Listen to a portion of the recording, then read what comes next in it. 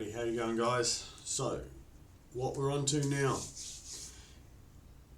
is the Biomechanics 1. So, unit code at Edith Cowan University, if you're interested, SPS 1502. So, this is part of the Edith Cowan University Bachelor of Sport and Exercise Science. You'll do this first year, first semester. Usually this is done by Tony Blazevich, Dr. Tony Blazevich, I should say. Tony's great, loves this stuff. Learn what you can. It's really, really good and definitely worth your time. And yeah, let's get into it. Alright, so the resources for it. So there is actually a book. It's Tony's book, Sports Biomechanics. Not particularly expensive. I think about $40 odd. Definitely worth your time, and all your resources that you need to do well in your quizzes and your final exam and your midterm exam can all be found in there. It is all in there. Okay, so make sure you read it, make sure you get across it and understand the ideas and questions and everything else you're going to run into. You will get a formula sheet. Alright, biggest gripe with this, okay, is there is no cheat sheet for what different letters and things mean in formulas. Okay, you're simply expected to know what all these letters mean. So normally for me, when I write out a formula or something, I was always taught you put, well, where X is equal to this is equal to this, Y is equal to jump height, Z's equal to, contact time, whatever. So that somebody who may be from a different field picks up your document, they can read it and understand what the hell you're on about. So you don't get that. Okay, so you need to know what all the letters mean. Okay, and you have to remember that. Obviously, because using the formula becomes very problematic if you can't actually understand all the letters. So you will get this, you get it in your mid-semester, and you get it at your end of semester exams. So V being velocity, U being the initial velocity, that can also be seen as U1 or V1. Okay, VI is the other way. A, acceleration, T, time, S, displacement, P, momentum. Okay, M, mass, usually, that's little m, not big M. G, gravity, and that's usually recorded in meters per second, so you can get that as well. J is usually used as the impulse force. Don't worry if all this stuff doesn't make sense as I'm saying it. It'll start to make sense as we go through. Okay, K is a radius of rotation. Okay, so that's the distance from center to outer edge. F is force, measured in newtons. That's capital F, not small f. Capital H is angular momentum. Okay, then you've got capital I, which is your moment of inertia, and then you've got capital A, which is your area. You then have all the Greek letters as well, but generally speaking, they're not mission critical. You just need to know what this other stuff is telling you. Alright, so yes, that is probably one of the most difficult things I found in the unit, because you must know what the letters mean. If you can't remember what the letter means, you basically can't use the formula because you don't know what you're looking for. Okay, so some of the stuff's quite logical and makes sense. Other stuff doesn't really help you very much. Alright, so before we get into this, I will say that just for everyone's knowledge, the reason we're doing this, so this is partly as a review of this unit, if you've already done it, or if you're like me and you're preparing for your exams, or while I was preparing for my exams, this is a review process for me. The other one is if you're considering doing sports science at Edith Cowan or any of the other universities, you will do biomech. If it's an ESSA accredited course, you will have to do biomech, and you'll do this probably in your first year because it's fundamental. So this is a good preview of that, and you can start to get some exposure to this material before you even get there. And lastly, if you're part of the based Wrestling Association of Zambia athlete development programs or coaching programs, then this is part of your professional development, so you can learn a bit about that. Okay, so what we're going through, section 1, so you get this week 1. Okay, what is biomechanics? What are the different types of analysis? What are scalar and vector quantities? What is linear motion? How is it calculated? And what is angular motion? How do we calculate that? All right, moving on. So, what is biomechanics? Well, biomechanics is a study of the internal and external forces of the body and the effects produced by these forces. Where do we use it? Pretty much anywhere humans are involved. Sport, in the clinic, in occupational settings. If there's a human involved, we can attach a biomechanical, or any living creature, for example, we can attach a biomechanical portion to it. Very similar to engineering. Okay, if it involves a machine, we can use engineering principles to figure it out. Pretty much the same thing. So what is it? So in training, it's improving the mechanics of the movement. In technique, we're looking at analysis and review, and it has impacts into everything we do. Equipment, uniforms, this exercise selection that we will use, games, modification and changes, not just to the rules for the actual the real game, but also in the training games that we use, and different training scenarios we can create and use to better optimize the biomechanical side of it. So lots of stuff going on. Okay, so types of analysis. We've got quantitative and qualitative. You will run across this in statistical research methods in your second semester, but for this one, so when we're talking about quantitative, we're talking about things that can be countable. They are countable. We can measure and count them. So meters, kilograms, seconds, minutes, hours, kilojoules, anything that we can count. Okay, newtons, for example. Qualitative, arbitrary terms, subjective terms, good, bad, far, they're fast. How fast is fast, really? Oh yeah, he's really strong. How strong, So they're the more, it was a good performance. Well, what is good? How do we measure good? Okay, so, right, important to know those. So qualitative is subjective assessment of performance. Okay, so what I consider good, someone else sitting next to me may not consider good. Okay, quantitative is a more objective assessment, and we're talking about kinetic in terms of forces, temporal in timing, and kinematic, which is the movement analysis side, so changes in joint angles and that sort of thing. Research is not strictly analysis, but also involves analysis. Okay, so we do have to do analysis, but we've got a whole heap of other stuff that has to happen behind the scenes before we get to the analysis, as you will find out when you do statistical research in second semester. So vector versus scalar quantities. So scalar is a single quantity only. Okay, it has magnitude, but there's no direction.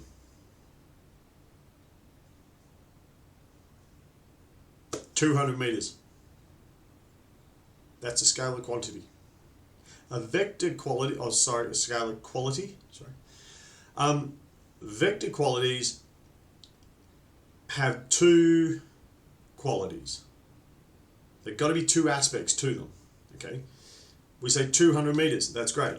So it's got, in terms of a vector, it's got to have both magnitude and direction. If you're a, what was it? Name, no, it's gone. The dude with the minions. The first movie, they had vector, so it's with magnitude and direction, is what he was on about. So we had our 200 meter from our scalar, but if we go 200 meters north, now that becomes a vector quantity, or quality, sorry. So, important to remember, okay, scalar is one only. If you've got a magnitude and direction, then you have a vector quality. All right, so vector qualities, so distance, displacement, okay. So a distance would only become a vector quality when it has direction. If there's no direction, then it's simply a scalar quality. Okay, displacement, how far something has moved from its point of origin. Okay, so distance and displacement are not the same thing. I can go 200 meters and have zero displacement. I went around the track and I came all the way back to the start. My start point and my end point are the same. Okay, so my displacement is zero. My distance that I travelled is 200 meters. And velocity, how fast something is moving, measured in meters per second. Acceleration is the rate or the change in velocity over time, or over distance. Okay, measured in meters per second per second. Meters per second squared. Okay. So when we're calculating vector changes, or changes in vector quantities. So what we're talking about, so speed is change in distance over time. Okay, so finished distance minus starting distance divided over time gets us our distance in meters per second, kilometers per hour, whatever. The velocity is the change in displacement over time. Okay, so if we have zero displacement, then our velocity is zero. Simple as that, you know. So it's important here that when we're talking about displacement or velocity, we're talking about actual displacement. It's got to actually move from its point of origin. If it doesn't move from its point of origin, well, you've got no displacement. Okay, and ergo, you will have no velocity. Acceleration, so change in velocity over the change in time. Okay, so right, so calculation reminders, right? So displacement is measured in meters. Okay, same with distance. Well, standard unit of measures, you do have to know those. Okay, or at least be aware of them. I don't think they're in your exams. Don't recall them being in there. Velocity is equal to the displacement divided by time. So S is our displacement, and acceleration is equal to velocity divided by time, or change in velocity over the change in time. So be aware of that. Alright, so how we use it. So velocity, so an athlete covers 100 meters in 20 seconds. And what's their velocity? So as we know, displacement divided by time, so we've got 100 meters over 20 seconds, it's 5 meters per second. Okay, if we want to look at the athlete running at 6 meters a second, then they increase to 8 meters per second in half a second. So then we've got velocity 2 minus velocity 1, it's because we want the change in velocity. Then we're going to divide it by the time, which is our half a second. So 8 minus 6 gives us 2, divide that by 0.5, takes us to 4 meters per second per second. Okay, meters per divided by meters per second squared. If you really want to, doesn't matter. Okay, so that's the difference between the two. Okay, velocity is simply looking at the speed in that at that particular moment in time. Acceleration is the change in that speed over a period of time.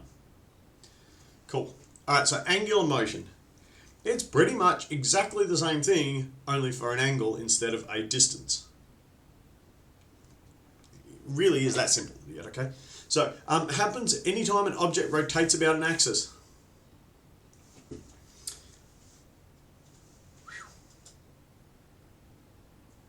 That's angular motion. That's it. That's what it is. Anytime an object moves through an angle. Okay, it can occur in the same planes and pathways as linear motion. So you can have angular motion and linear motion all happening at the same time. When we run, the person is moving linearly, but our arms and legs, if I look from the side, then my shoulder and my arms are moving through through using angular motion. So we use angular motion to create linear motion, like we were just saying with running. Alright, so and the formula is almost exactly the same. Okay, so when you look at speed, you've got distance divided by time. When you look at angular speed, you've got angular distance divided by time. Alright, velocity is displacement over time. Angular velocity is, oddly enough, angular displacement over time. Acceleration, final velocity minus initial velocity divided by time. Angular acceleration, you're not going to believe this. Final angular velocity minus the initial angular velocity gives you, or divided by time gives you. So they're very, very similar because effectively we're applying the same principle. Alright, so the letters are almost the same except we're using the Greek alphabet instead of an English alphabet. So our letters omega, alpha, theta, you'll find delta, which is the change in, sigma, the sum of, okay. The further an object is from the axis, the faster it has to move relative to the position close to the axis. You'll remember this back from when you were little. Sorry, excuse me, hang on a second. Alright, sorry about that. Alright, so so you remember this back when you were a kid. You had to draw circles, and they taught you how to measure the circumference. The larger the diameter, the bigger the circumference is, yeah? So logically, if I've got my elbow here, and this is going to describe the arc, this is going to describe the circle, that's going to give me a circle with this much radius. Extend my arm out and I draw with a, there we go, and I'm going to draw a circle out here. That's a lot bigger. So that's got a lot bigger, that's going to make a lot bigger arc, which is going to have a lot more distance around that circumference.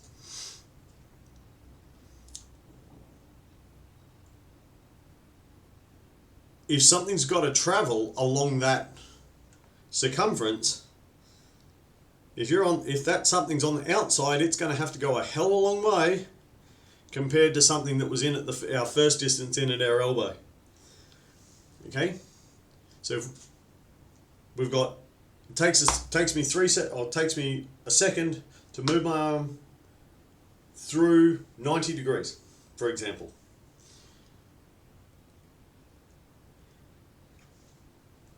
If the tip of my fingers is twice the distance from is 100% of the distance from my elbow, so elbow's halfway, it's going to take my fingers need to move basically twice as fast as my elbow to arrive at the same point. Okay? If we put two objects on, and you know this from when you were when you're running, if you're ever doing athletics at school and you're running around the curve, the guy on the inside track, well, he gets to travel a lot less than the bloke running around the outside. Okay, passing on the outside, running on the outside lane always seemed a hell of a lot longer because, in a sense, even though we adjust everything back at the start lines, that's why you got those staggered starts, it seems a lot longer.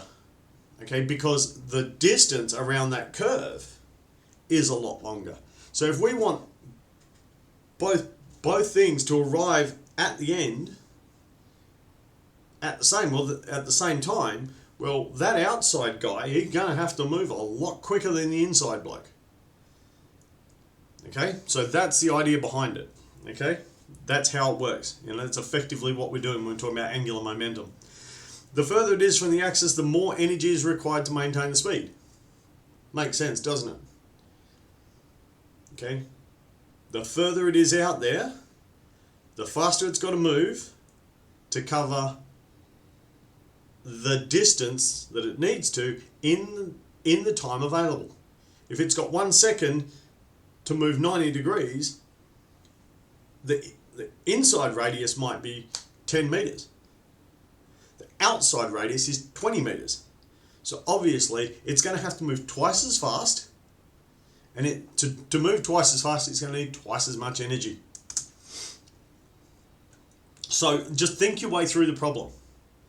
Okay, when you encounter this stuff, just break it down, think your way through the problem. What are you actually looking at? Okay, angular velocity, basically the speed of the rotation in degrees per second. Okay, that's noted as omega. Okay. The speed at which the object moves, so the speed at which the object moves through a given arc.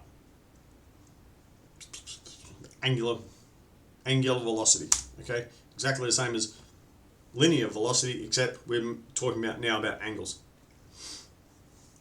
Angular acceleration, so it's denoted by alpha, okay, and it's measured in degrees per second.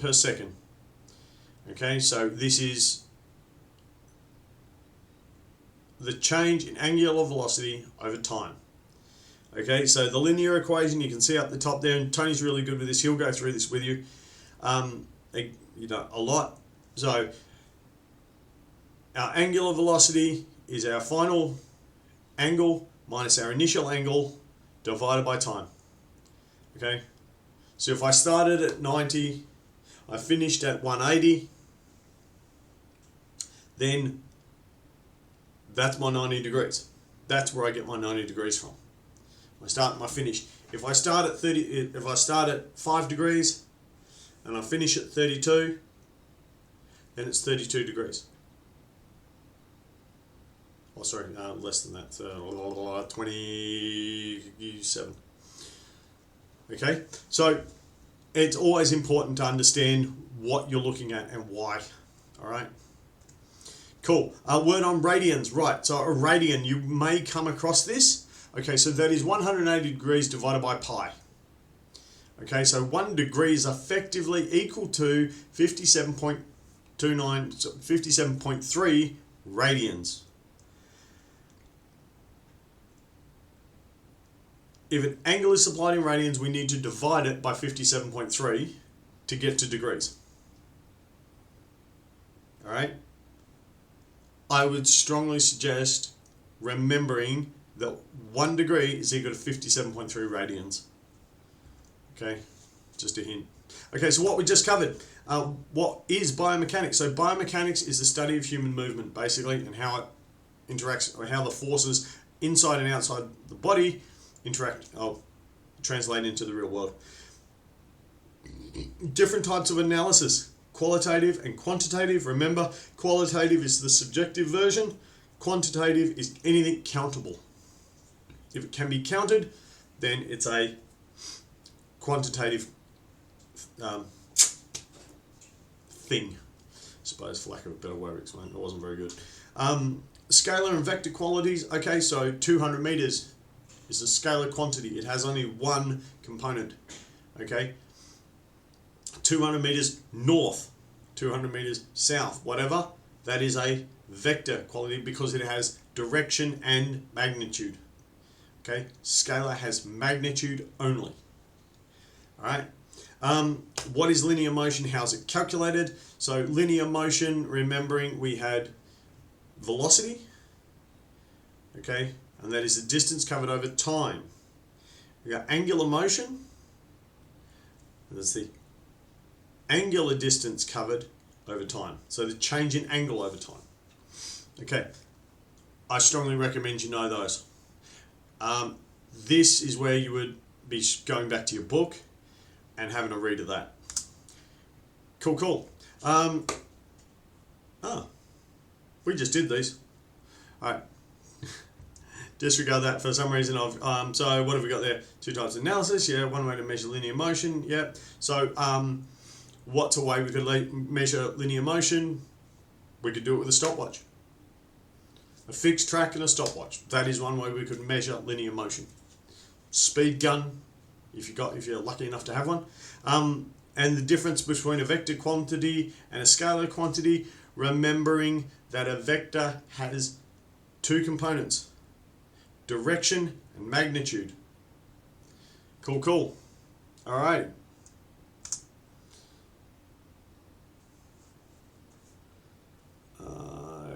Okay, that's annoying.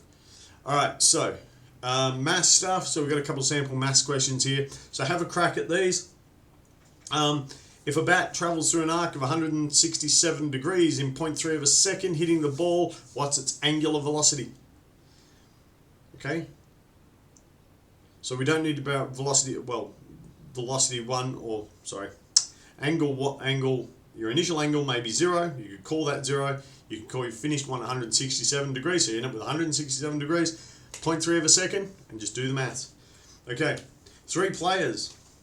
Oh, sorry, a player runs 3 meters across the pitch before turning and running 12 meters up the pitch in 6.4 seconds. What is their average velocity? So total up the distance, divide it by 6.4. That's the first bit. Oh, sorry, correction. Aha. Careful with that. Draw this out,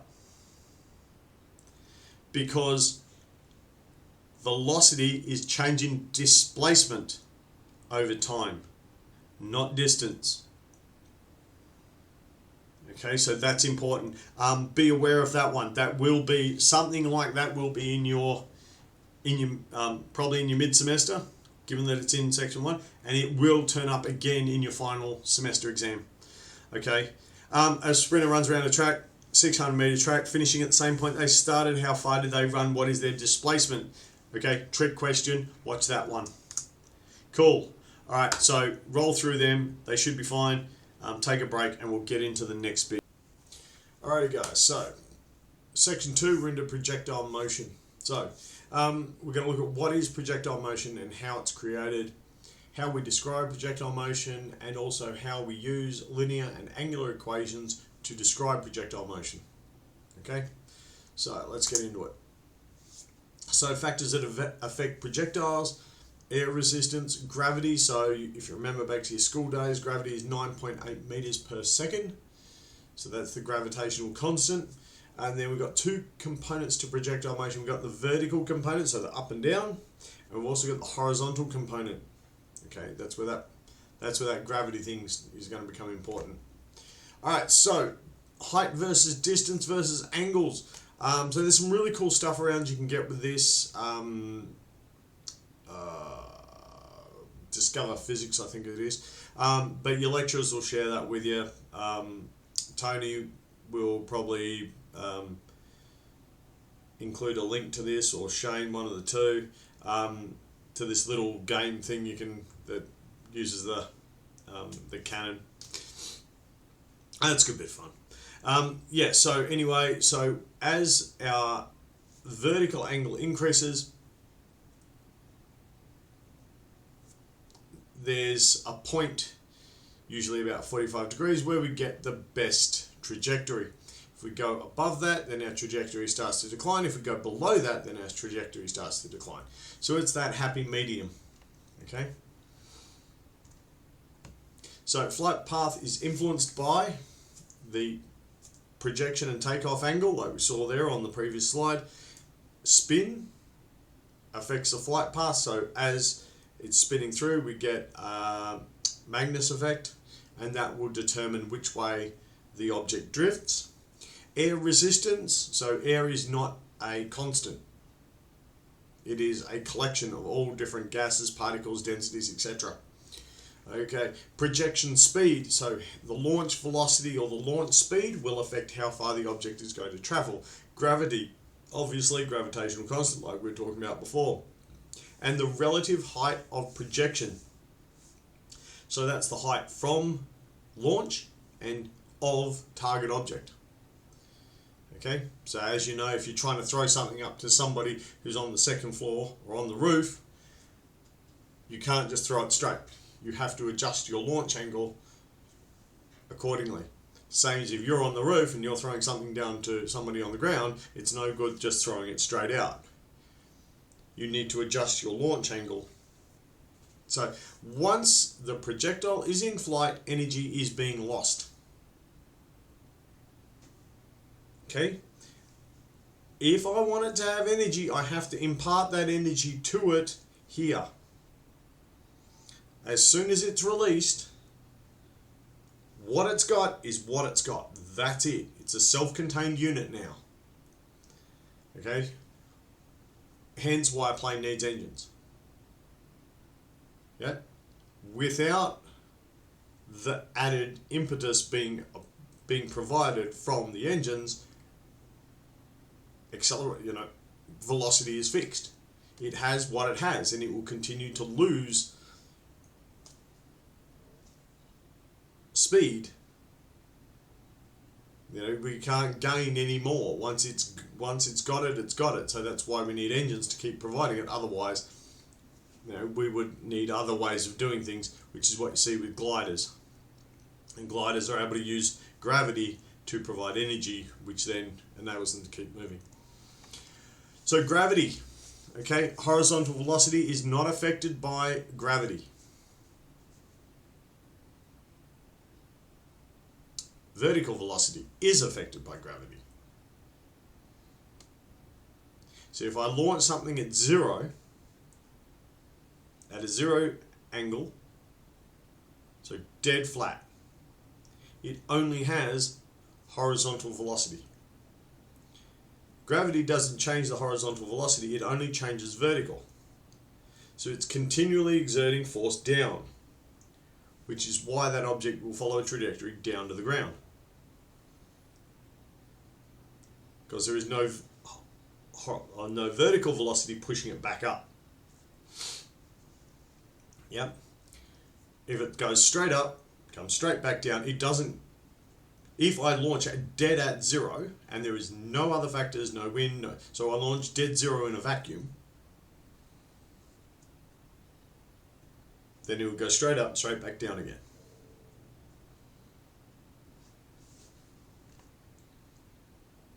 It'll reach its peak height, it'll stop, then it'll accelerate down at 9.8 meters per second. Cool. Alright, so formula-wise. Sine, cos and tan, as well as your Pythagoras. You need to know those. If you're not aware of those formulas, you will need to get your head around them first. Okay, you should cover this in your intro to physics or physics review lessons, what you do in, I'm not sure if you do them in biomech. You will do them in one of your units though. So you will go through those. Don't get too hung up on them. They're pretty simple formulas once you get your head around them. But just get familiar with them. If you're not familiar with them, then obviously you need to go and do some review and get familiar with them, because you'll use these all the time. Okay. So, these are our ones from before. V, your velocity, is your initial velocity plus your acceleration multiplied by time. Displacement is basically your initial velocity multiplied by time plus half of your acceleration multiplied by your time squared. And velocity squared, which is an alternate way to get yourself a workaround if for some reason you don't have your displacement. If you needed to get to that and you didn't have all the pieces for some reason, then yes, you can use v squared. So v squared is equal to u squared plus 2a, 2 times acceleration by displacement. So we'll go through an example. So learn by doing it. So let's run this one. So a ball takes 1.8 seconds to travel from the batsman to the fielder who catches it. What was the speed of the ball when it reached the fielder, assuming the ball was travelling in an arc and the launch and catch height are the same? So velocity is equal to our initial velocity plus our acceleration multiplied by time squared. Alright, so our initial velocity at the top of the arc. So remember, we hit the ball, it travels, and remember back, if we go back a couple of slides, we can see that when it's traveling in an arc, the top of the arc is 0. Okay, it's not going any further up, it's reached 0, Now it's going to start coming down. So its acceleration, regardless of the speed that it left the bat at, is 9.8 meters per second multiplied by its mass. Okay, or full, so acceleration due to gravity, basically. So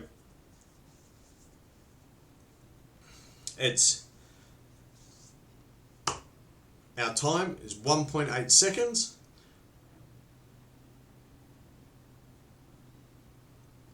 So our velocity is equal to 0 plus 9.8 multiplied by 1.8.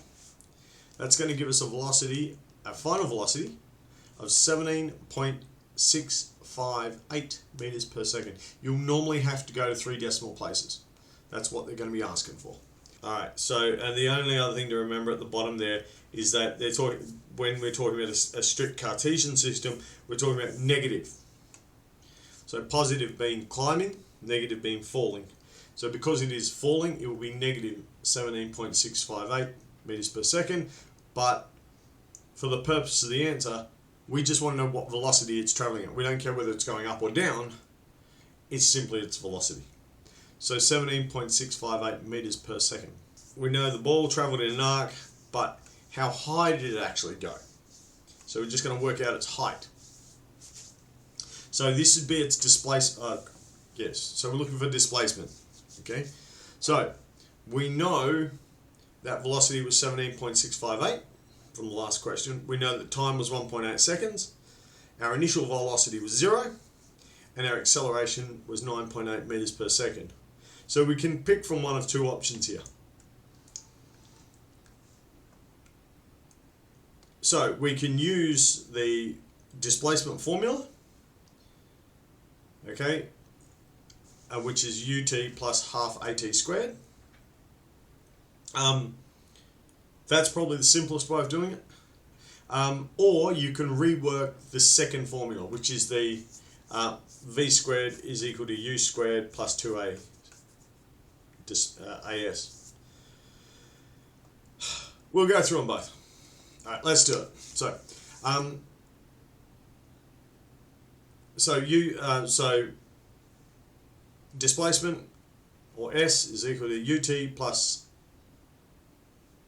half at squared. I apologise for the way that is written. It's kind of annoying and sort of boxy to do it in PowerPoint the way I've done it here. And I'm not a PowerPoint guru, so don't pick on me. So S is equal to 0 multiplied by 1.8 plus 9.8 multiplied by 1.8 squared divided all by 2. So anything times 0 is 0. So that we can pretty much ignore that first bit. So 9.8 times 1.8 squared takes us to a grand total of 31.7844. And we divide that by 2, which gives us a displacement of 15.8922. Or 15.892 meters. Right. So that's the displacement formula, yeah? Like I said, the hardest thing you're going to find in this unit is remembering what all the letters mean, because there's no matrix given to tell you what the letters mean. You just have to know. Okay, option 2. And we can rework the formula to isolate S. So we get S is equal to v squared minus u squared divided by 2a. Okay, so V is our 17.658 as we got from before. U, 0 obviously because it's our initial velocity, and A is our 9.8, our gravitational constant. So S is equal to 17.658 squared minus 0 divided by 2 times 9.8. So 311.805 divided by 19.62, and then you end up with 15.89, which, if you remember from the last one, is pretty damn close. Okay, you do get a minor error, but we're talking, a millimetre or a couple of millimetres. Not that big a deal. All right, so Newton's laws of motion, you do need to know these. Okay, so the first law, body remains in a state of rest or uniform motion unless acted upon by an external force. Okay, so we throw the paper plane in a perfect world, perfect vacuum, perfect everything. That's it. It'll continue to just continue along in a straight line and will not fall.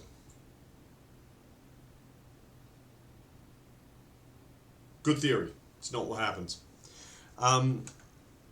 So there's always an external force of some form. Yep.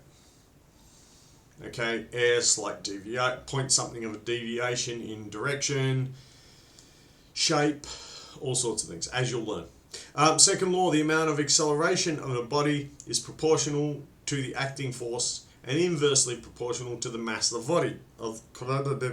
Mass of the body. God, there we go, got there. Basically, if something is big and heavy, I need more energy to get it going and keep it going. If it is small and light, well, I can put a great deal of force behind it, or alternatively, it doesn't take much to get it moving. Okay, and third law, for every action, there's an equal and opposite reaction. You would have heard this one many, many times. Yeah, if you want to stop something moving, well, you have to apply an equal or greater amount of force, well, an equal amount of force in order to stop it, because you have to reach zero velocity. If you reached a negative velocity, well, obviously you'd be going backwards then, theoretically anyway. Alright, so that's basically where we're at. You have to know those. So why do Newton's laws matter? Well, basically an object's centre of gravity will follow a parabolic path unless acted upon by an external force. So in the perfect world, we throw it up, it's acted upon by 9.8 meters per second, it travels and down. That's it. Perfectly straight line, everything's ideal. Internal forces cannot change the parabolic path. So whatever's happening inside the thing doesn't change it. I throw a water balloon, provided the balloon stays perfectly round and nothing about its external shape changes, doesn't matter what that water does. It does not change the parabolic path. The floppiness of the balloon may change its aerodynamics, which will change its path. But if in a perfect world, if it's a perfectly round ball and it stays perfectly round, the flopping about and the shift in the fluid during flight doesn't change the fact that it will follow a parabolic path. Okay? So your internal, you know, if you are falling and you squeezing your muscles or your body doing what it does as you're falling, assuming you do not change your shape, that will not change your path. Difficult to, as soon as you change your shape, that's different. Okay, so what's the theory look like in practice? So basically we've got our object. It leaves and it has its initial velocity. We can calculate that loss of velocity based on 9.8 meters per second until the object reaches zero, peak height, then it will begin to fall. Yep. On the proviso, there is no other external force acting on that body to give it extra energy or to apply force to it. Remember that part, okay? So what we just covered, so we looked at projectile motion and how it's created. How do we describe projectile motion? Okay, in terms of meters per second, in terms of vertical and horizontal distances. Okay, how do we use the linear and angular equations to describe projectile motion? So that was where we were going back to our velocity, whether that's angular or just straight or non-angular. Formula's the same, idea is the same. Okay, that's pretty much that. Okay, so what are the three key equations for your projectile motion? So there are displacement equation, our velocity equation, and the v squared. Okay, you don't have to remember the equations. You will get a formula sheet. What you do need to remember is what each letter means. That's the biggest thing you're going to struggle with. Okay, how do you fit angular calculations into projectile motion equations? Exactly the same as you do with normal. You know, if you're using it to calculate speed, whether that speed is normal linear speed or whether it's angular is irrelevant. The formula's the same. Okay, and what influences a projectile's center of gravity once it is launched? So it's internal forces can't change center of gravity. Only external forces. Okay, what it's got when it leaves is where it is. That's it. Unless something changes, an external force, so I'm falling and I change my shape, now air is acting on me to change my direction of my fall. I'm falling, I pull my chute, my parachute opens. I have now changed my shape, and therefore, so an external force has acted on me, which now changes my velocity. I pull on one side of the chute, if it's a glide chute, so I pull on one side of the chute, it changes the shape of my chute, which changes the direction I go. Moves my center of gravity, so the air is acting on the chute and changing the shape of the chute, using my arm to apply an external force to the chute, changes the shape of the chute, the center of gravity, which changes my direction of flight. Grasp this idea. Yeah? Once it's in flight, it cannot be changed. Without some form of external force acting on it, whether that's from air, gravity,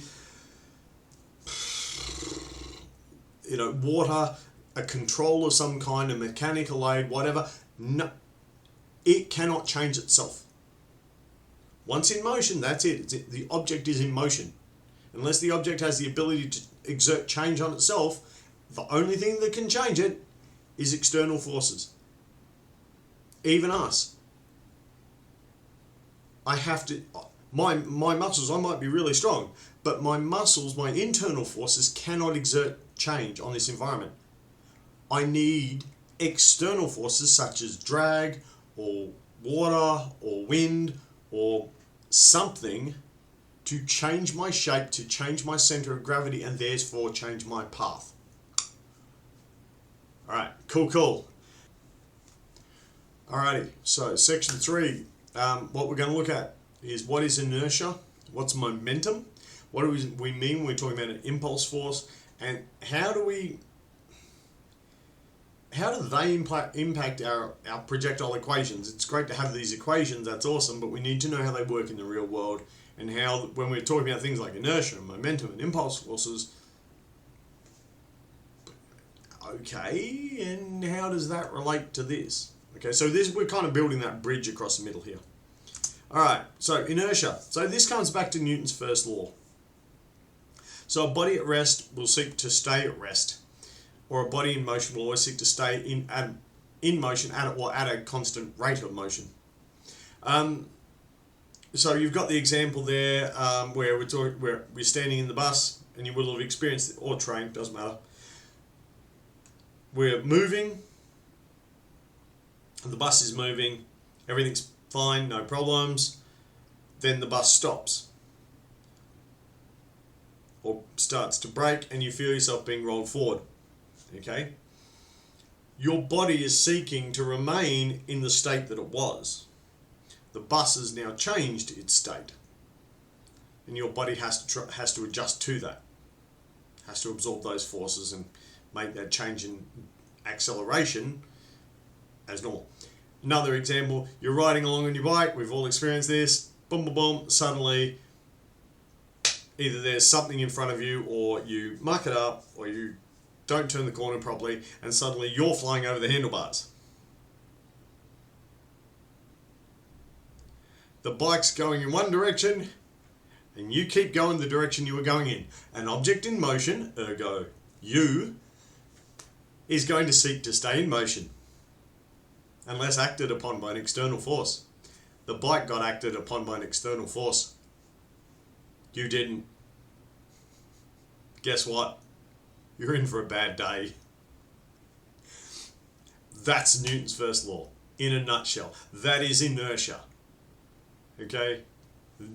You're in motion. You're going to stay in motion right up until the point where you run out of either you are acted upon by an external force or you run out of inertia because you're being acted upon by an external force, ergo gravity. At which point you will stop moving. Yes. It will hurt a lot.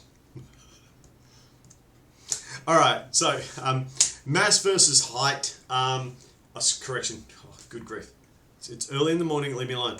Okay, mass versus weight. So what is mass? So mass is measured in kilograms, and it is the same regardless of the location.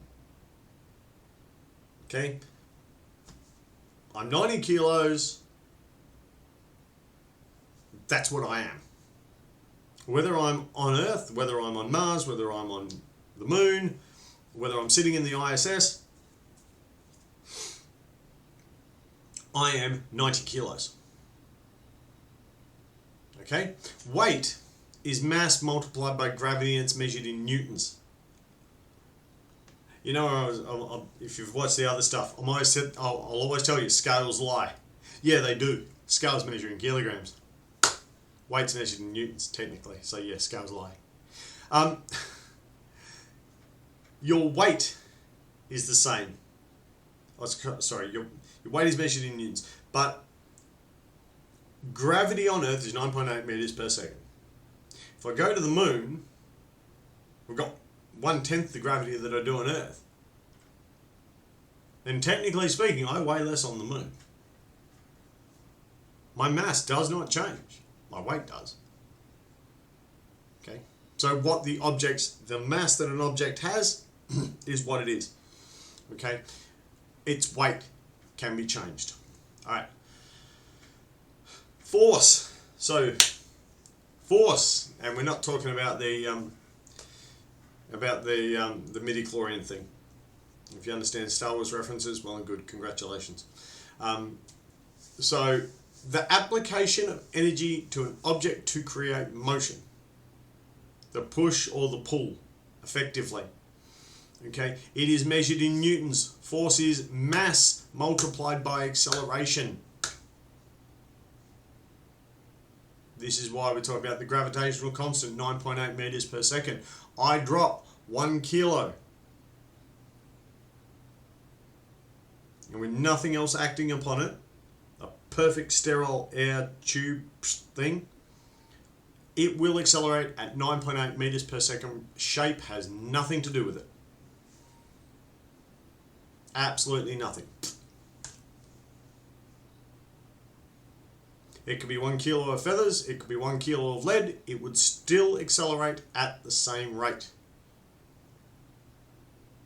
That doesn't happen in the real world, we all know that, but in perfect lab, I will say lab conditions, even though that's not quite what I mean.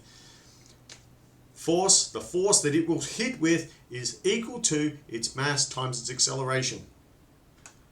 Okay, 9.8 meters per second. So that is its acceleration, and we just work out how high it is, and that's what it's going to hit the ground at. So types of forces, so we've got internal, so these are created by muscles, and in the case of things like our body or bodies, if we're talking about animals, and within a mechanism as well. Okay, so we can have internal forces in terms of things like hydraulic cylinders, rifles, for example. We deal with a lot of internal forces when we're talking about that in terms of shooting and grain loads and all that sort of stuff. And they're individual. Okay, that's can be important. Okay? External forces, they're created by something that is not contained within the individual. Alright? So we can have force exerted by the explosion of gases from the chemicals within the round itself, within the bullet. But then we also have forces being acted upon, but that's not going to nothing's going to happen there until the force acts on the firing cap to trigger that reaction.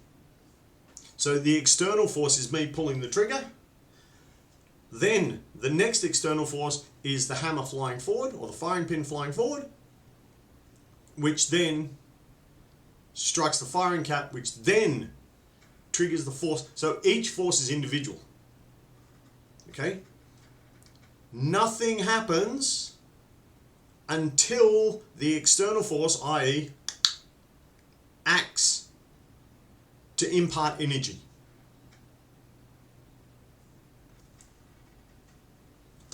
Remember that bit.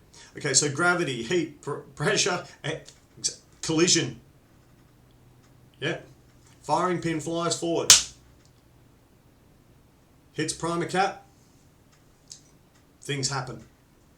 Okay, I draw back. Create energy. I release. Things happen. Okay. All right, cool. So what forces are at work? So when we're looking at this image, we've got two athletes. We've got one attempting to basically drive their way through the other one and vice versa. So when we're looking at an object at rest or in motion, will remain in that state until acted upon. So until force is greater than inertia, the opponent will not move. So if we've got the athlete in blue is exerting a force against their opponent, and the athlete in red is exerting a force against the athlete in blue. At this point in the standoff, nobody's going anywhere because each is applying a force equal to the inertia being created by the other. An object in motion will accelerate at a uniform speed unless acted upon. If the player in blue does not act to prevent the movement, then the player in red will be successful because the inertia is greater than the force being applied. If the force being applied is zero or or less than the inertia, then you can see where this is going to end up. All right, and thirdly, every action has an equal and opposite reaction. So the back leg is generating force by pushing into the ground. Okay, so if we look at these players, okay, so in the case of the player in red, the force being generated is coming from the front leg. Okay? The back leg, if you look at the position of the toes are not live. Okay? So there's not a lot of power being generated by the back leg. If you look at the player in blue, their front foot is off the ground, their front leg is generating power, pushing against the ground, creating that ground reaction force to drive them into their opponent. So this is where you're getting to. So we're looking at the ground is pushing back into her to drive her forward. The ground's not gonna move. So therefore, her body has to move forward, provided that she creates enough force, the ground will direct that force back into her and therefore into her opponent. This is the idea of movement. This is how this works. All right, so momentum. Momentum is equal to mass multiplied by velocity. Okay, so momentum, we're talking about P is equal to M times V. Again, hardest thing about this unit is going to be remembering all the letters and what they mean. Okay, it does your head. Okay, I'm not going to lie to you about that. It does. Okay, it is. For me, that was the hardest part of the unit. Okay, once the force exceeds inertia, then we get momentum. Okay, so if we jump back to our players in our two wrestlers here, at the moment, there is no momentum. Both of these players are stopped. Okay? Force or inertia from red is being offset by force by wrestler in blue. Force by wrestler in blue is being offset by, inertia of wrestler in blue is being offset by force of the wrestler in red. So we've got two objects trying to occupy the same place at the same time. Okay? We will not get momentum until the force generated by one of these two players is greater than the inertia of the other one. If both of them are able to keep generating force at the same rate in the opposite directions, we have a net value of 0. And we're not going anywhere. Once one player is able to generate more force in a direction than the other player's inertia, then we get momentum in one direction or another. Okay? So in a game, momentum is a massive factor. Force matters, inertia matters, this is all true. But only momentum decides what's going to happen. If I'm there, I'm tied up, I'm pushing, they're pushing, we're both creating force, we both got inertia. But until one of us creates more force than the other, and we therefore we can create velocity, we do not get momentum. So momentum is important. Momentum is what matters. Okay? Cool. So putting it into action. So momentum is equal to mass times velocity, mass in kilograms. Momentum is measured in kilograms per meter squared. Okay? Let's say that we've got two guys here, red and blue, and they're both 80 kilos. If blue attacks red and his velocity is 4.5 meters per second, and red sprawls or counters, and his counter gives him a velocity of 3.85 meters per second, what's going to happen here? Okay, so you can already see where this is going to go, yeah? Mass times velocity. They're both the same weight, which they are in this case. Okay, I think these guys are actually 71 kilos, actually. Oh, my mistake. There you go. Under 70 kilos, roughly. So, we've got two objects of equal mass. One's accelerating faster than the other one. What do we think is going to happen here?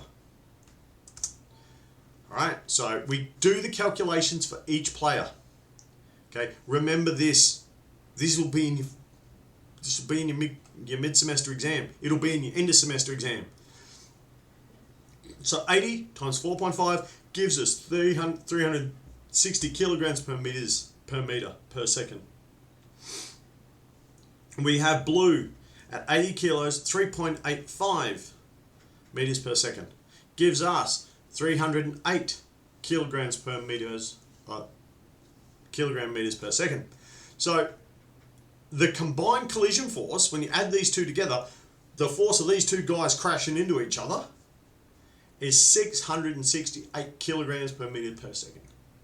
That's a lot of pressure created by two blokes. Okay, and these numbers are completely fictitious. But the point is, the force at point of impact is the combination of both forces. Okay, to work out which direction this is going to go, we simply take one from the other. We take the smaller number away from the bigger one. So in this case, we get red has an additional 52 kilograms per meter per second squared. If we're just talking about impact forces and momentum, red's going to win this. Okay, it's not that way in reality. Reality is different, but we've got to start somewhere. Okay, if we're just talking purely inanimate objects, the two of them smack together, the one with the greater velocity, well, it's going to keep going for longer if they both weigh the same. All right, so impulse. Impulse is a force applied to a body over time creating motion. Okay, So basically, or the change in the velocity of an object over time. Yeah. I start from zero. I apply force, and over time, even if that's point something of a second, that force changes my velocity. Okay, it's measured in newtons per second. So impulse is equal to force multiplied by time. Down the bottom's the formula. So J is our impulse force. Big capital F multiplied by time. Small t. Have you got the full alphabet yet? Just about. Alright, so impulse in action. So the blue athlete drags on the red athlete's arm. Okay? So we can see that happening there. So what we're going to work out, and let's say he's applied a force of 468 newtons. We don't know. It's, again, completely fictitious numbers, absolute rubbish. Don't pay any attention to it. Numbers are irrelevant. Okay, for 2.9 seconds, for the sake of the example. Okay, what is the impulse force being delivered by the blue wrestler? Okay, so the blue guy's pulling on the arm of the red bloke. How much impulse force is being generated here? Okay, so J, our impulse force, is equal to force multiplied by time. So 468 newtons multiplied by for 2.9 seconds gives us a total of 1,357.2 newtons per second. Right. So in that case, blue would have to create, red would have to create the same force in the opposite direction to not be dragged forward. Okay? Impulse is simply a change in momentum. Or, in that case that we saw before, an attempt to change momentum. Yep. So impulse is equal to momentum, or maybe not. Okay? So you can basically break it down to force times time is equal to mass times acceleration. Okay? And you can then take it even further, going force times time is equal to mass multiplied by the final velocity minus the initial velocity. That's acceleration.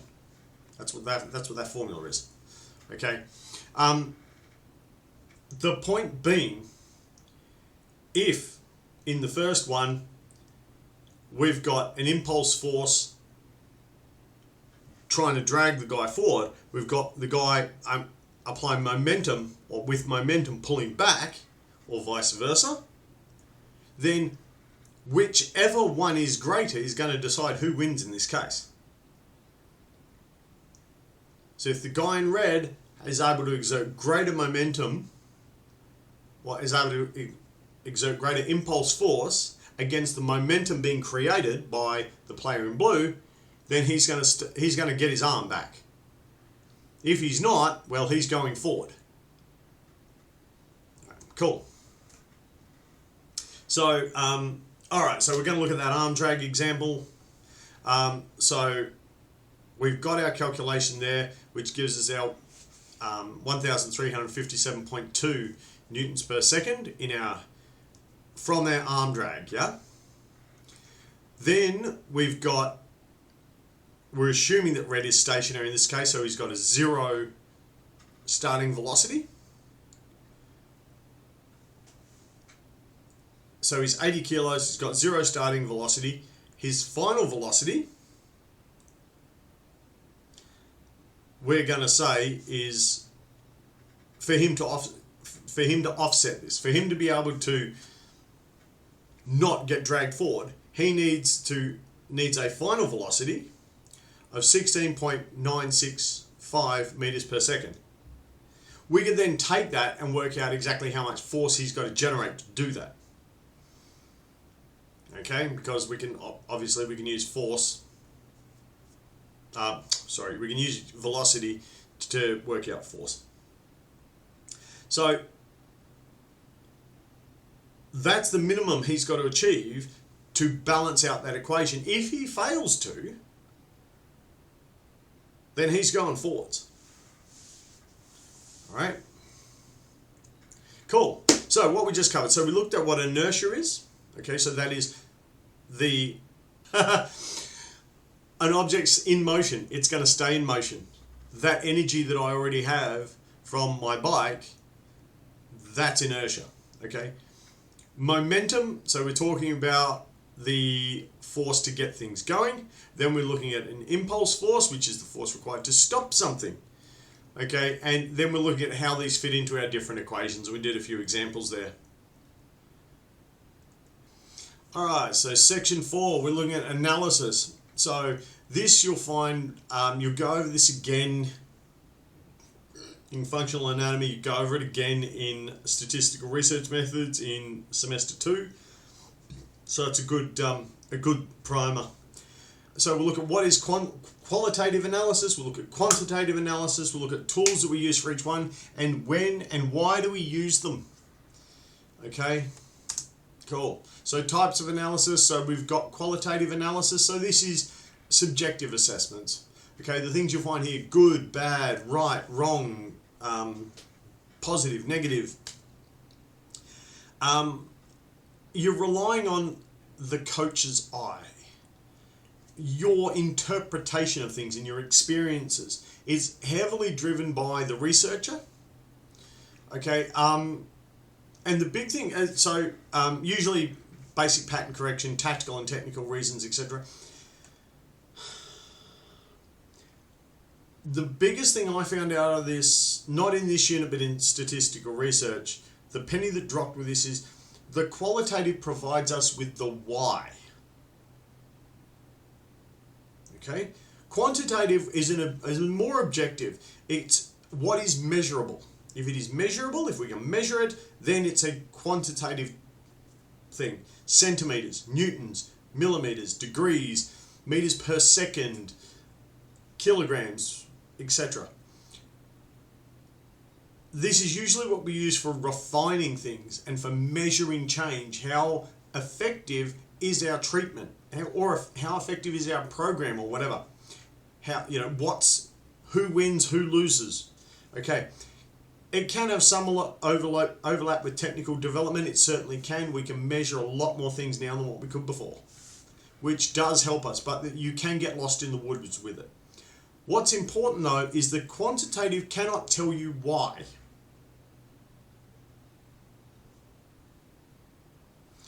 Just because we've got higher scores here does not mean we will win in the real world. The qualitative adds the context to it. These are the numbers. This is what we're seeing here. This is why. We see this because of this. Okay, so it's really, really easy to end up with two disparate groups. This is better. This is better. Okay, no. It's all part of a whole. You can't see the whole picture if you're just looking at one thing. That's my biggest thing that I've sort of noticed as a coach, as an S&C coach, training all these different athletes. You can't get trapped in a silo in this game. Okay. So 4 steps involved. Doesn't matter what type of analysis we're doing. Okay. Preparation, observation, evaluation, diagnosis, and then planning our interventions if we're going to do any. Cool. So preparation, what we're talking about is we need a knowledge of the skill, the players, the activity, and depending on your background, this can take a long time to accumulate. All right. There is a great example of this happened when I was in the army. Lots of people did lots of research into boots. Fantastic. Awesome. And they went through thousands of people from all these different services. And they did all this testing and lab stuff and blah, blah, blah, blah, blah. And very few of them were from elite special forces or mainline infantry, because that statistically makes up the smaller group. None of them had spent time there. None of them had done the hard yards. None of them even did, bare bones basic training. The end product actually ended up causing injuries, particularly to those of us on the front lines, because the boots weren't able to tolerate the kind of loads that we were subjected to and the conditions that we were faced with. Because statistically speaking, we're the outliers up at the upper end of the spectrum. Numbers wise, we don't matter. We don't have enough numbers to influence the results. The numbers, the results are all skewed towards the main, towards the middle. This is great to cover 95% of the population. That's fantastic. But your big dogs are in your 5%. End result, lots of guys who were forced into using the new boots, who didn't have medical waivers or couldn't get medical waivers to get away from the damn things, ended up with lifelong injuries. So this is part of the problem with it. Okay, knowledge of that activity and that environment. Okay, I'm a wrestling coach as well. I am not a wrestler. It has taken me far longer to learn and understand the mechanics and the movements and the skills needed for wrestling than it would take somebody who has been playing that game for a couple of 2, 3, 4 years. And this is why the heavy trend is there with coaching to get players and make them into coaches. Oh, it's easier. Yeah, it is. Doesn't mean you can't come into that game, but you have to come in with the respect and understanding that it will take you longer to get the same level of knowledge because these other people already have that knowledge because they already have that experience. So critical features of the skill. So if you've done our other courses, you'll know about the key factors method. It's a way of breaking down things, but you need to understand that. You need to prepare yourself for that so you know what you're looking at. Okay. Develop your assessment tools. Found this out the hard way. Checklists are brilliant. Okay. When you're doing this kind of analysis, checklists are brilliant, so are videos. So you can take your time, you can review it, you can slow things down. Canovia, if you will get introduced to this, it's a software, it's free. You will get introduced to it on your course. It's fantastic, okay, for this sort of thing. Okay, and reference material for your subject. Read a lot. Okay, Google Scholar is your friend. Okay, you will get access to lots of publications through ECU's network and library through your student ID and that. But it's no good if you don't use the damn thing. Okay, and start developing your own professional library of material around the subjects that you want to look at. Okay, you'll have to bring in other stuff for different assignments and stuff that you do. Once you're finished each year, unless you're going to continue research into that area, then you're probably best just to empty that out and start again. Cool. So when we do our observation, we use appropriate technology, 25 plus frames per second. Higher is better. More is good. Particularly in a game like wrestling or boxing or any of the combat sports, because things can happen so fast. So you need that ability to be able to wind it back to catch what's going on. Be aware of observational bias. Your personal, particularly with qualitative analysis, your personal beliefs and ideas and opinions can influence how you interpret your results. You need to try to disconnect yourself from that during the observational phase, okay, and just observe what's there. Don't think you see, only record what you see, what actually happens. You're not looking at the why yet. Okay, so consider the vantage points and shot angles. Normally if we're doing this, we'll be aiming for 2, so a right and left, and if I can get it, I want a third as well. I'll go for a vertical. And you want to be able to cover the the area. One of the big problems that we have, and this is where you've got to be careful with resolution when you're selecting equipment. Focus on each stage, so the preparation, the execution, and the follow-through. Okay, if you can break that movement down into those 3 areas, you're in a good position to make a good assessment of that movement. Okay, cool. So the evaluation and the diagnosis, you actually do this every day as a coach. Okay, this is your bread and butter.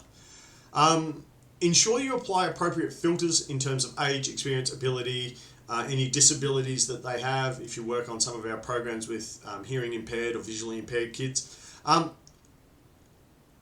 don't get bogged down in repetitions and corrections, etc. Diagnosis is not intervention. Do not intervene. Do not stick your oar in. Okay, not during this stage. You're there simply to evaluate, to diagnose, and checklists. If you are part of our athlete, like basically what is for us effectively a combine, you'll get really, really good at this using checklists and that, because that's what we do when we're doing our analysis of each player. Cool. So then once you've done all that, once you've diagnosed, then we can intervene. So once everything's finished, right, then we can intervene. So we've got intrinsic and extrinsic feedback or intervention. So feedback, not interventions yet. So intrinsic, points, goals scored, whatever, okay? The stuff you can't argue with. Then you get extrinsic.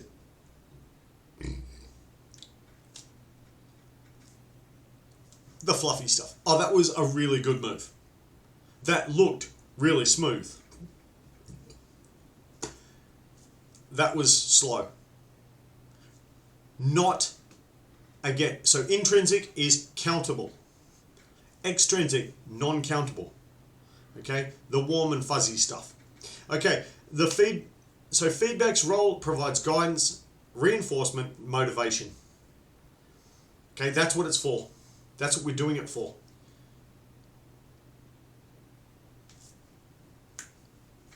Everything was great, looked good, but you need to keep your head up. You lost by 10 points, you lost on technical superiority. It took, you went the full distance, you went 6 minutes, but you lost on points. So we know you're fit enough, you've got the fitness and the strength and all these other things, but you got let down in your technique or in your experience. That's what that feedback's for. Okay? Cool. So methods of feedback. So we've got visual model. So this is providing an example. So, and now, as a coach, you don't have to be able to do it. Okay? For example, I have a busted knee, among other things. There are some things I physically cannot do. That's why I've got players. So I can get the player to come in and demonstrate what I want this person to do. We can go into exaggeration and micro detailing, but this is only useful if the player has the correct level of knowledge already. They've got the base level, they know where they're at. Now we're going to drill into this because where they're failing is on a very, very small detail. And where we're going to apply this is at top level, where that minor mistake can be the difference between winning and losing. You put your head on the right, you had this, but you had your head on this side, the same side as your hand, and you left yourself open, and that's how you got done. Had you had your head on the other side, this would have been a totally different situation. Okay? We can do task modification. So we'll do this a lot with young kids, real little ones, where we'll break them.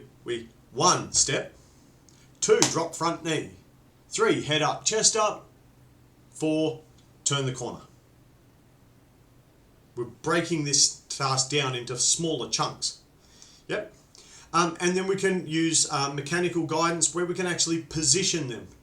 So he's come forward and he's like this and his head's down. So we can actually physically come there and go, there you go. That's what I want. Look up at the sky, turn the corner. So that would be mechanical guidance. Word on mechanical guidance though, if you're going to do it, be aware of who you're dealing with and make sure you get permission. Go, okay, right, is it okay if I make some adjustments here? Yeah, okay, no, that's fine. Most people are fine with it, but some people, some kids, particularly if you're in our programs and you're dealing with kids who've been through some trauma and some stuff, sometimes they can have bad days. So you need to check. All right, cool. So what we just go, qualitative analysis. So qualitative is not countable. Good, bad, like it, don't like it, fast, slow, strong, weak, etc. Quantitative analysis is countable. We can measure it. Meters, centimeters, newtons, kilograms, points, whatever, but it's got to be countable. Okay, what tools can we use? Do we have for each? Lots of them. Okay, we've got the coach's eye, we've got checklists, we've got force plates, we've got accelerometers, we've got video, we've got all sorts of stuff now. Okay, and the list keeps getting bigger every day. Okay, and when and why do we use them is the other thing that we've looked at. Cool. So, I mean, when do you need to? You will use these in research as well. It's the same process.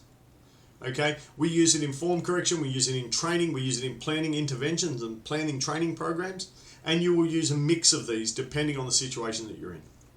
Cool. Take a break and we'll get back into it. Alrighty, so section 5. So what we're going to look at, we're going to look at what is the center of gravity. We're going to look at what are moments of force. We'll look at eccentric and concentric forces. We'll look at what's a force couple. And then we're also going to look at what is a base of support and how does it affect stability and mobility. Basically, how do we make use of it? So center of gravity, so that's the point where all particles are evenly distributed. So center of gravity does not need to be within the base of support or within the body.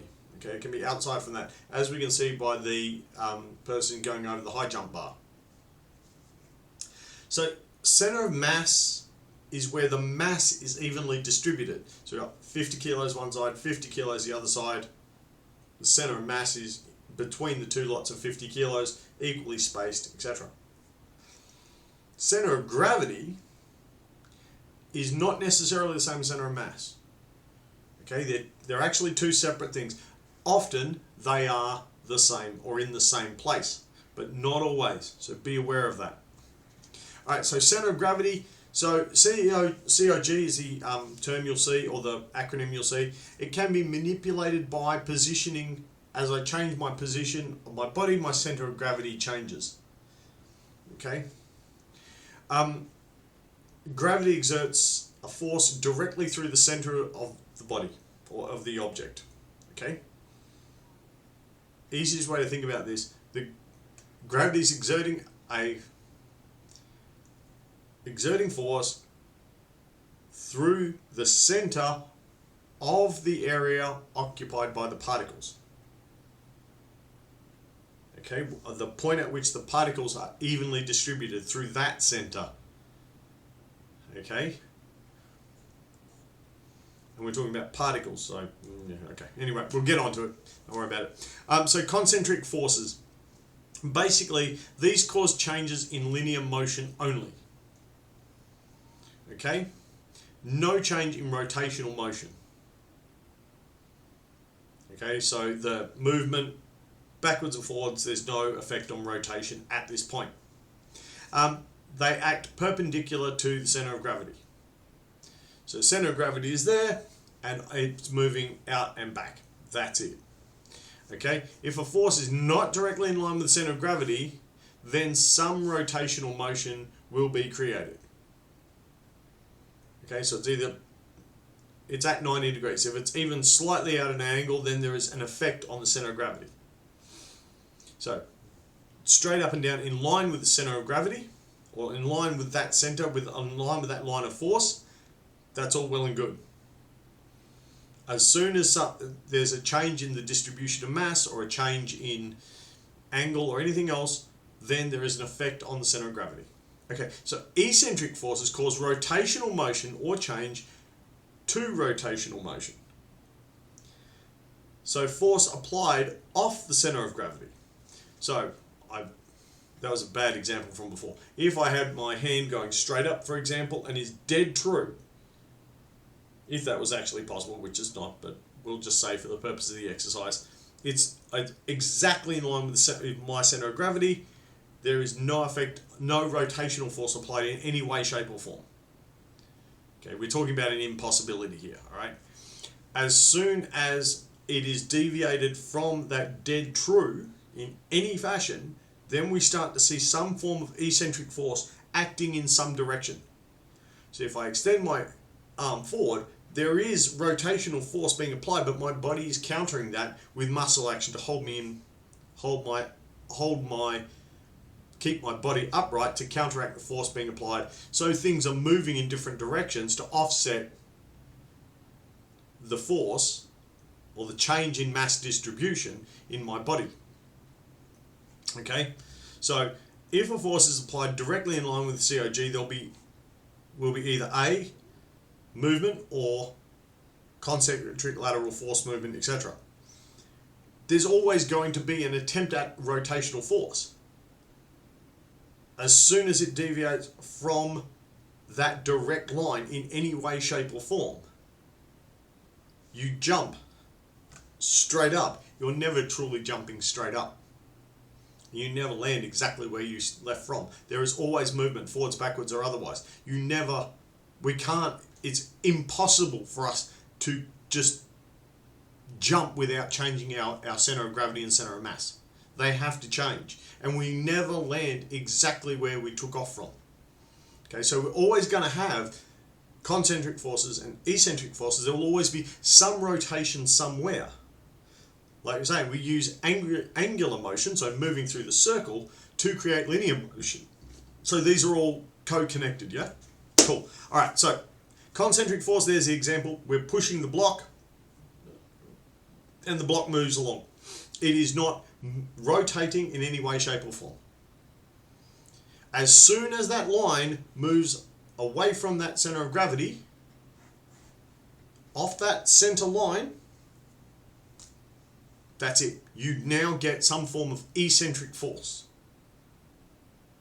Okay? So even just sitting here, as soon as I move my hand at all, I have now created a shift in balance, some form of rotational energy away from the center of gravity. Yep. That's how it works. That's how everything in our body works. Okay? And so there you go. So you've got a force couple. A couple of forces acting on a single point.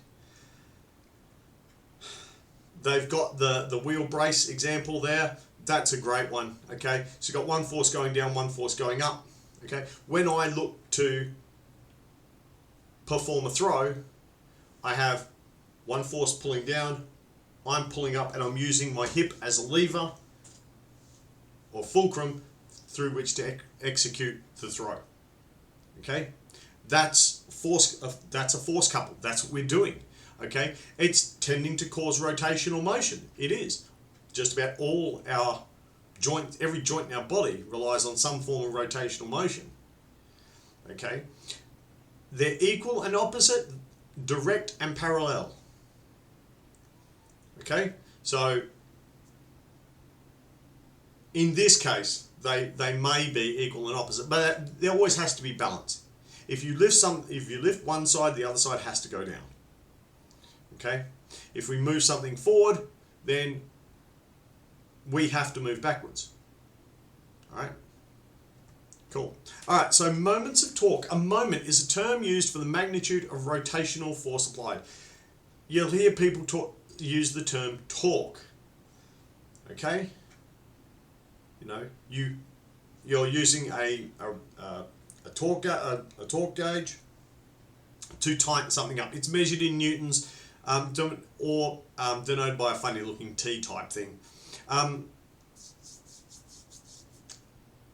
Yeah, just understand, it's just force. It's force applied about an axis. Okay? Doesn't matter what that axis is. If I'm here, there's my axis. That's what this, the pull from my tricep to straighten my arm, that is applying force about a rotational axis to straighten my arm. When I contract my biceps brachii, it applies force about a rotational axis. It applies a moment of torque, or it applies torque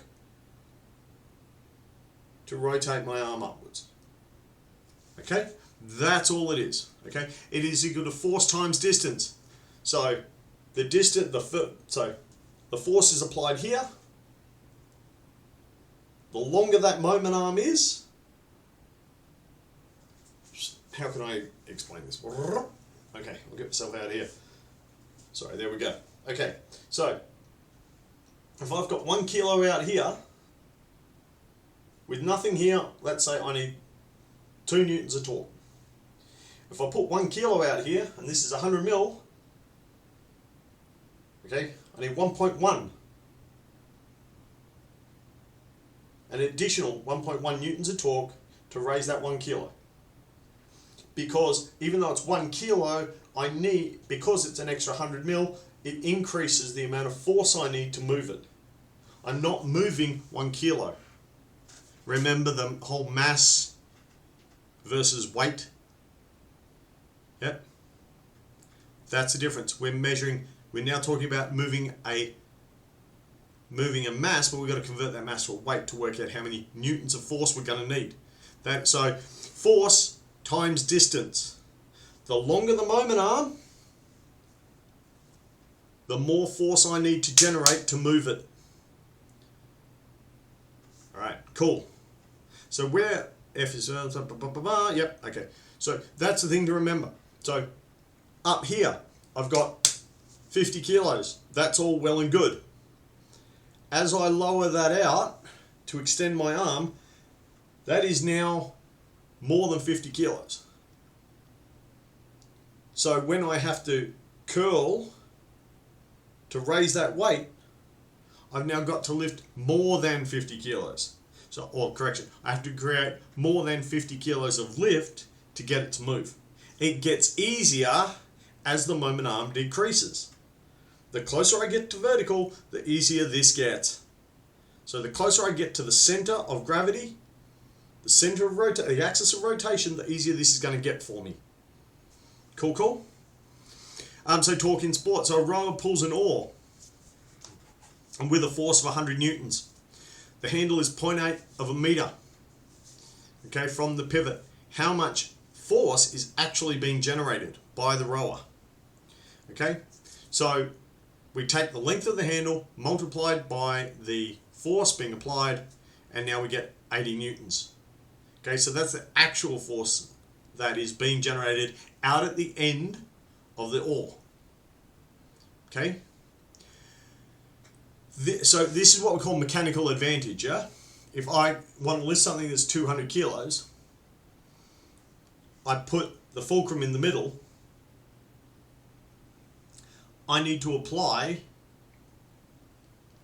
the same amount of force to lift it.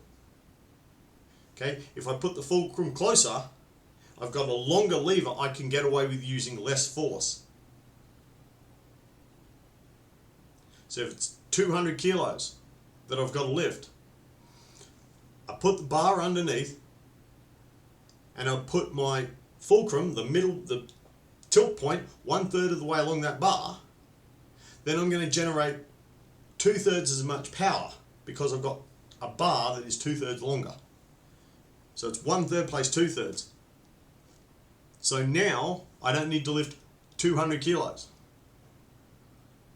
I don't have to generate force to lift 200 kilos. I only have to generate force to lift 1/3 of that weight because my bar is 2/3.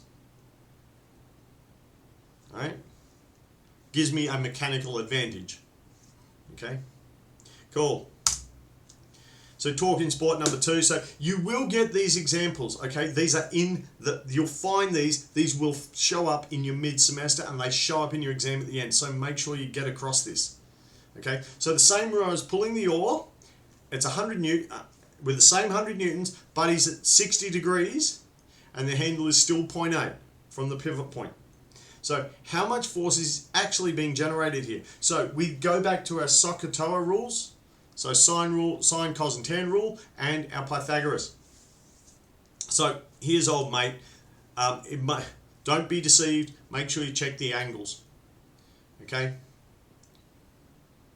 Remember, internal angles of a triangle add up to 180 degrees.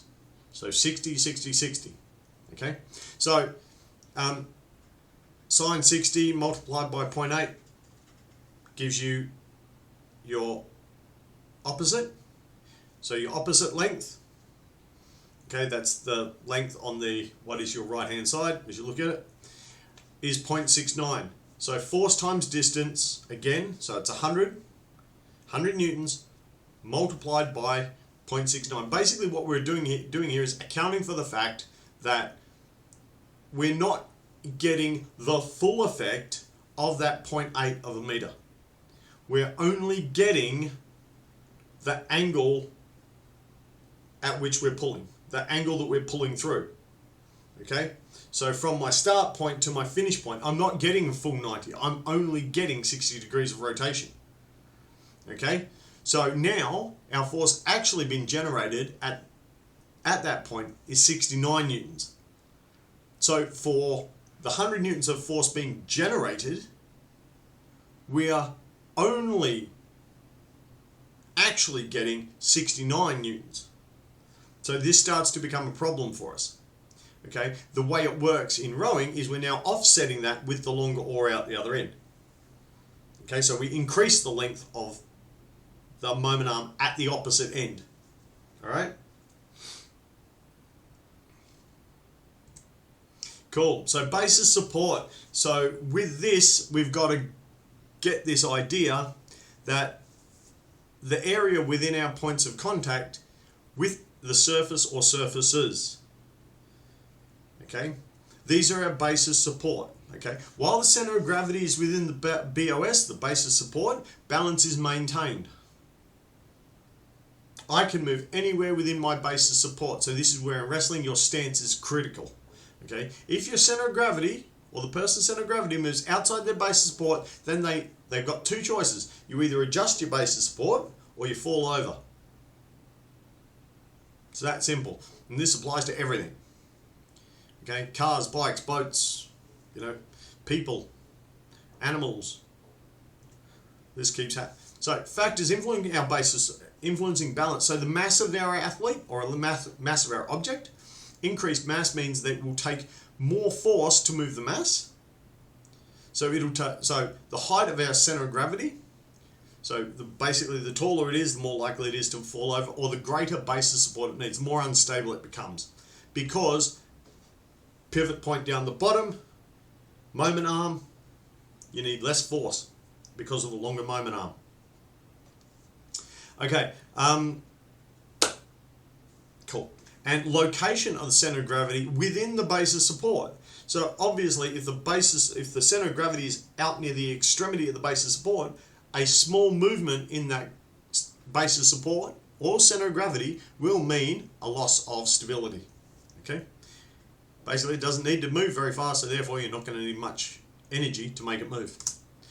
So stability depends on the line of force in the center of gravity being through the center of gravity being within the basis support. As soon as it is not, you have a problem. Basically, if the center of gravity goes outside the basis support, then whatever it is, human or animal or building or vehicle, whatever, is gonna fall over. Okay? It will move to a point where it does have a basis, it has a basis support and center of gravity is within. If that happens to be lying flat on the floor, well, it can't fall any further now, can it? And its center of gravity is within its basis support. So movement is the manipulation of stability. Okay, regardless of whether that's in a wrestling sense, whether it's running, walking, whatever. Okay, we're manipulating stability. So mobility occurs when there is a loss of stability. So to move forward, I manipulate my center of gravity forward of my base of support, meaning that my body now has to adjust my base of support to keep my center of gravity within that base. Okay, so we're moving continually from a state of stability to instability. I then adjust my center of gravity to keep it with my base of support, like I was saying. So if we look at the two guys here, the base of support, we need to look at them as a singular unit.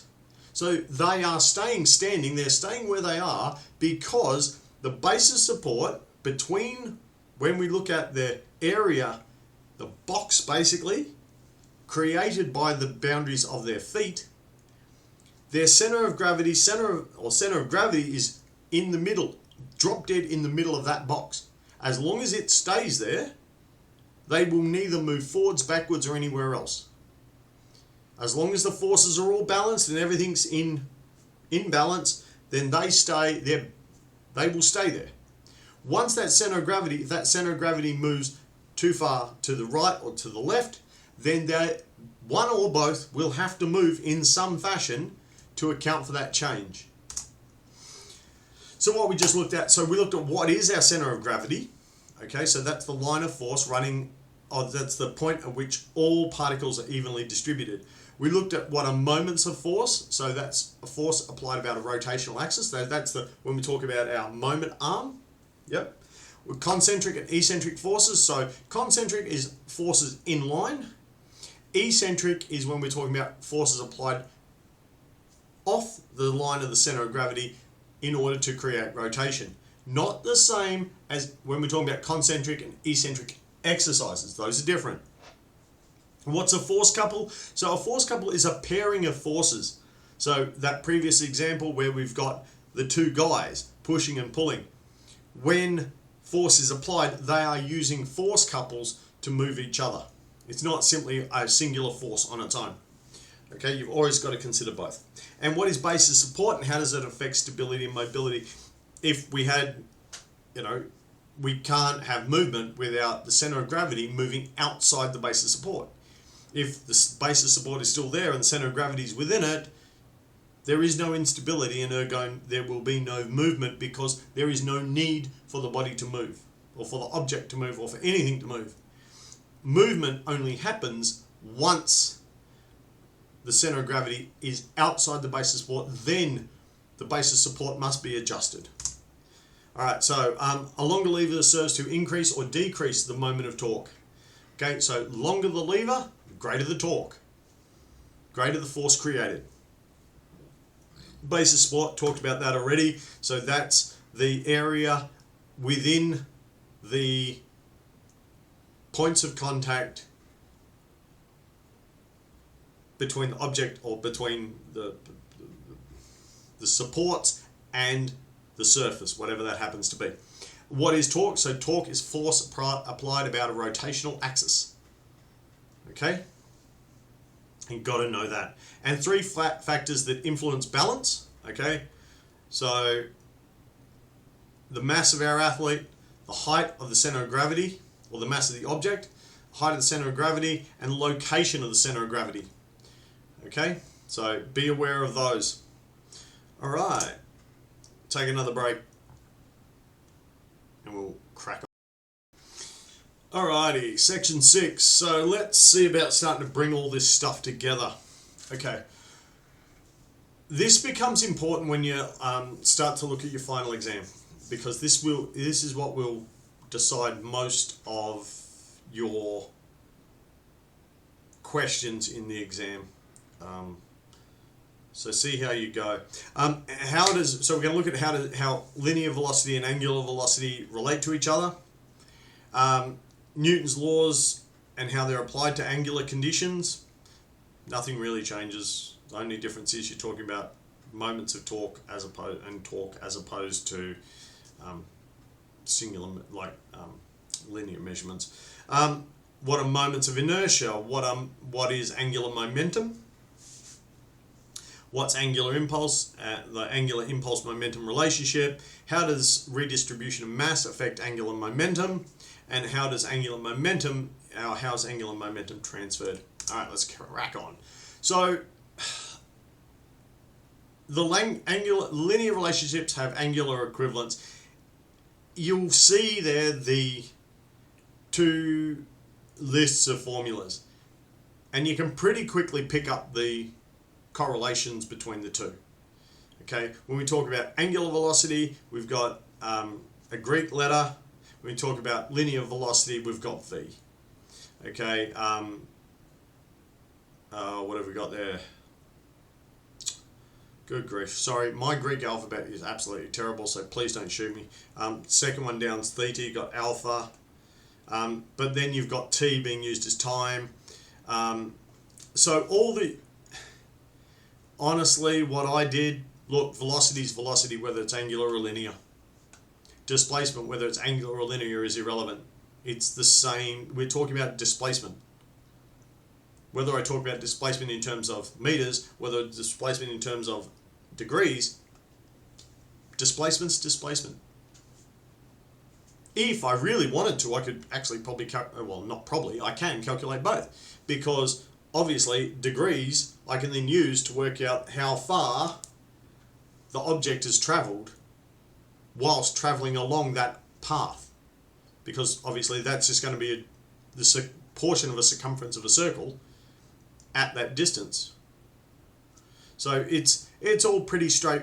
I mean, I don't want to say that it's straightforward, because there's a lot of different symbols and words, blah blah blah blah blah. KISS principle. Keep it simple. Velocity is velocity, whether angular or linear is irrelevant. Formula's the same. Displacement, whether it's angular or whether it's linear, the unit that you measure changes, but what we're talking about isn't. Okay.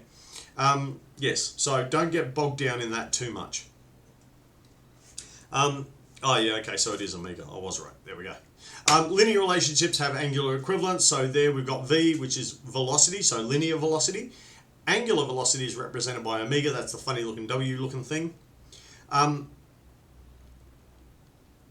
theta, which is the zero looking type shape. But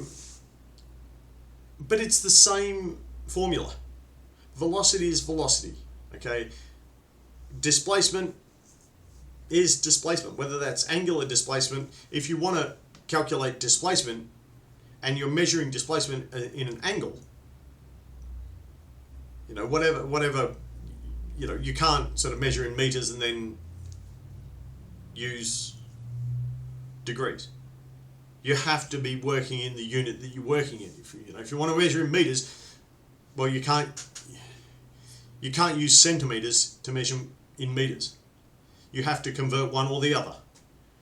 When you're doing your formulas, you have to be working in the same unit. You can't use 1 meter and 100 centimeters, because if you multiply 1 by 100, you're going to get 100. 100 what? Okay, if I want to compare 1 meter, I need to put it into 100 centimeters, then it's 100 times 100, and my result will be in centimeters. Okay, then I could convert it to meters if I wanted to, or to millimeters, or whatever. But yeah, so the main thing to remember is you have to be working in the same units. The formula works. The formula is the same regardless, but you have to be working in the same units. So if you're measuring in degrees, you have to have your end result's got to be in degrees, and any of those measurements have to be in degrees. So remember, because we've got that other thing called radians. Yep. If one measurement's in radians, the other one's in degrees, you have to get to a common unit. Either radians or degrees, whichever it is, you've got to get there. Okay? Nudge, nudge, hint, hint. You will be faced with that in your exam. Guarantee it. Set in stone. It'll be there. Okay? So watch out for it. It will be in at least one question, if not more. Okay? Same with the difference between centimeters, meters, millimeters. Know your standard units. Know what you're supposed to be measuring in.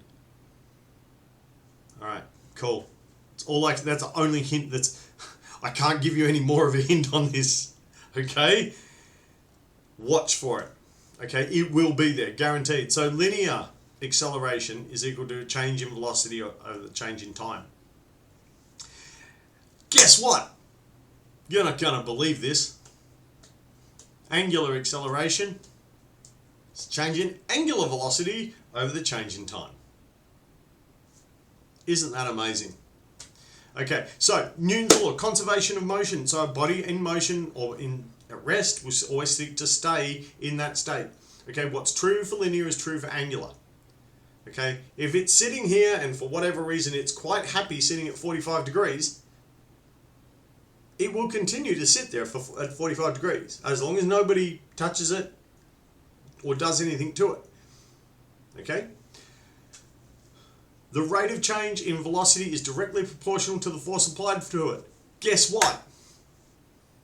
The rate of change in angular momentum, in angular velocity, is directly proportional to the amount of torque applied to it. Because obviously if something's on an angle and we apply force to it, well, it's on an angle. It has to have an axis of rotation. Otherwise, if it didn't, it wouldn't be an angle. We wouldn't be applying angular force if it didn't have an axis of rotation. We'd just be applying force. You know?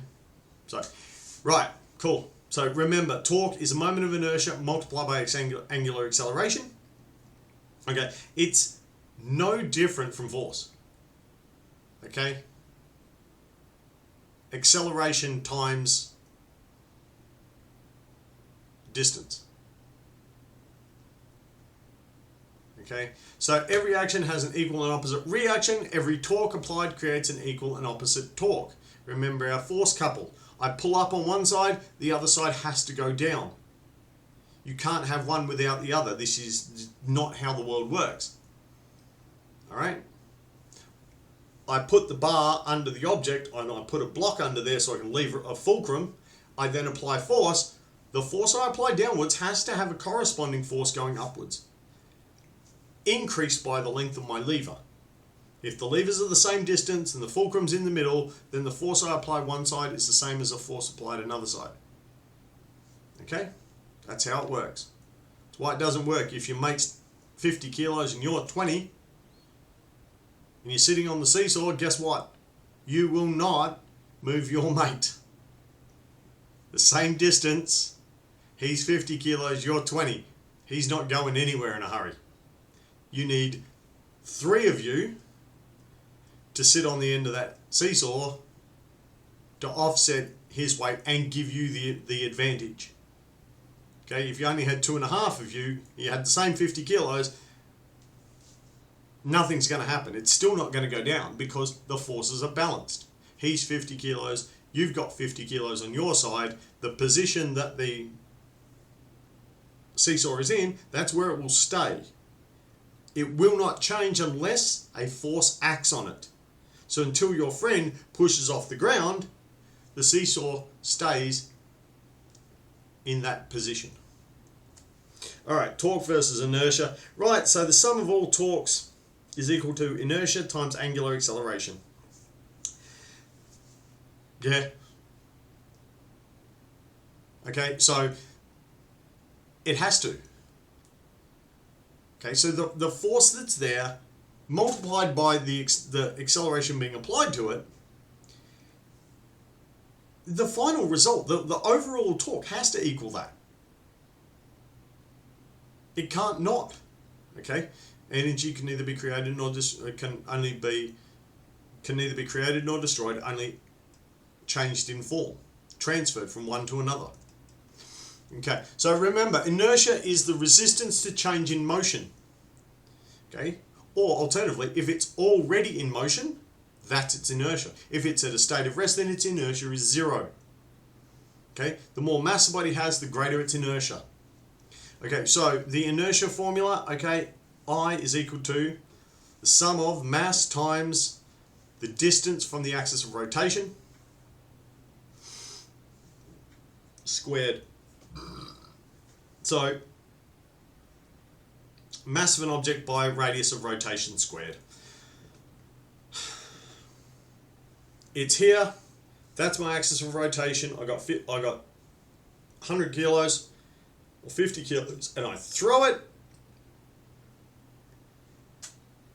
That's 50 kilos by this distance squared gives me the inertia, or the torque being applied,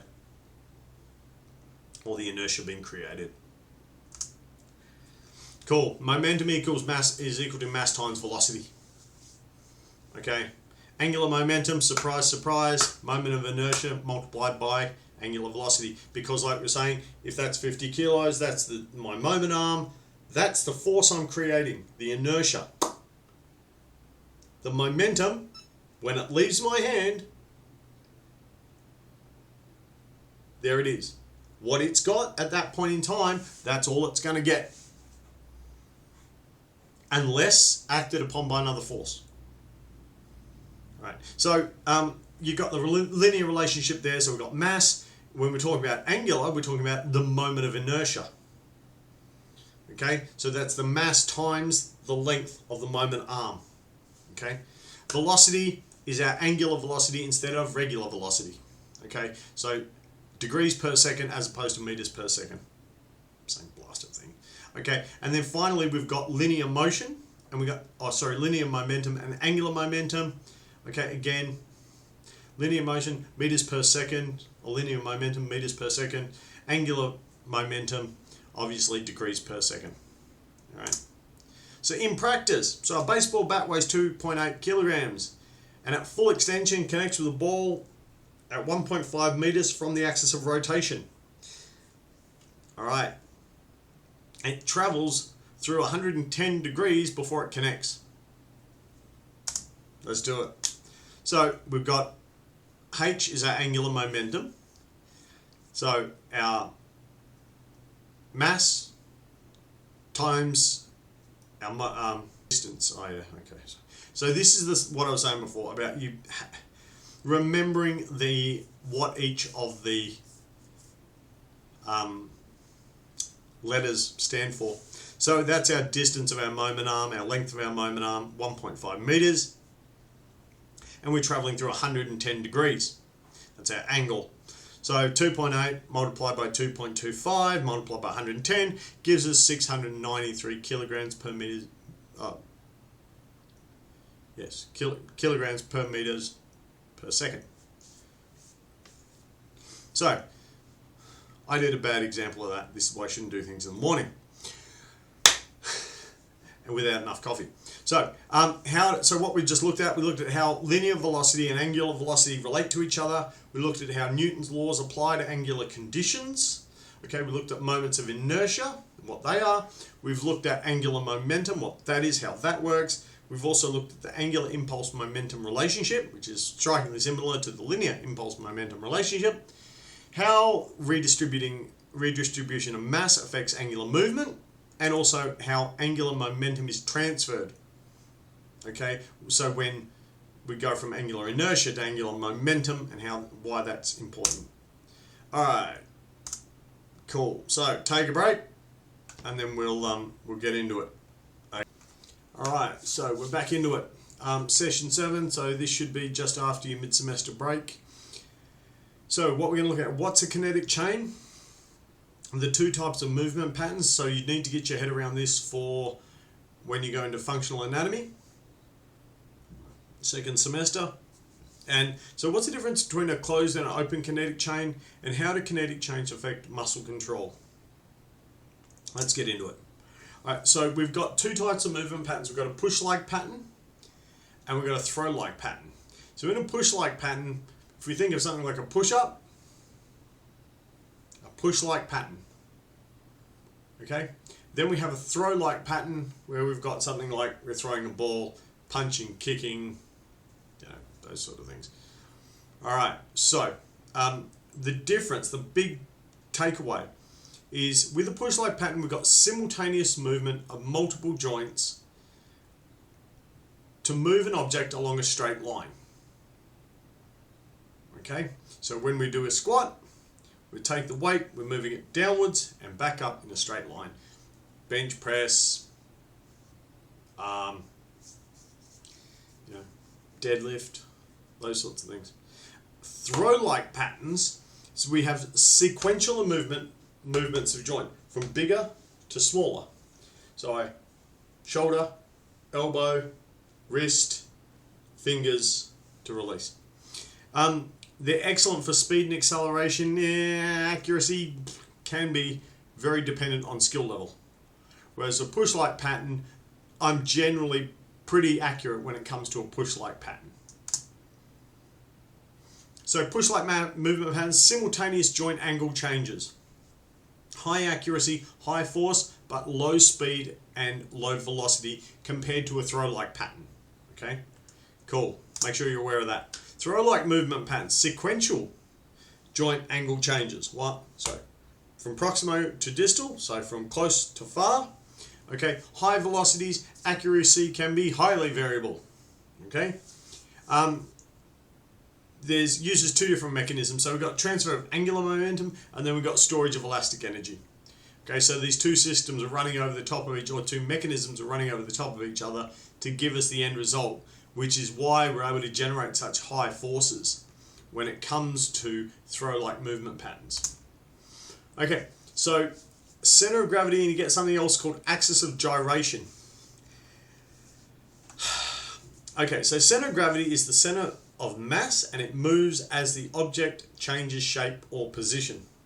So this is how we're able to do things like wrestling, throws in wrestling, okay, through changes in our center of gravity. So the axis of gyration refers to the center of rotational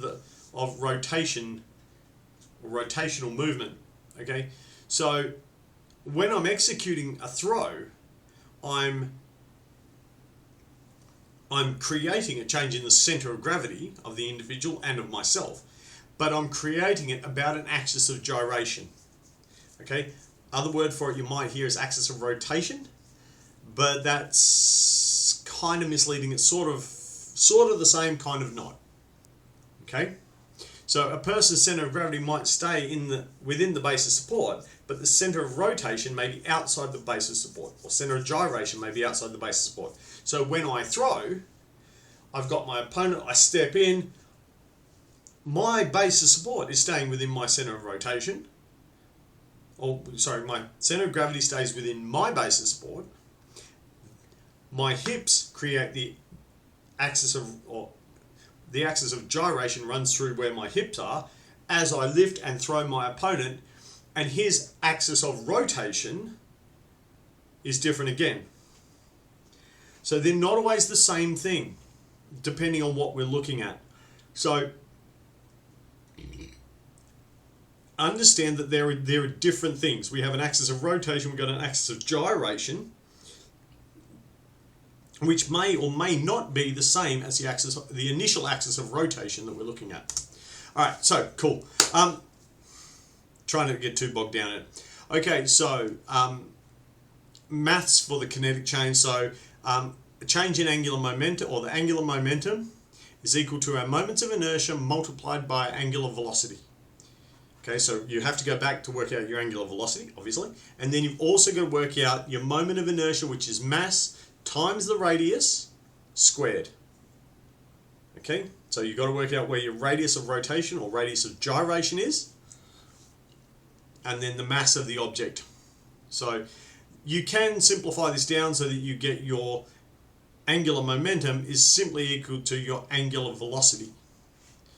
Okay, they are effectively the same thing.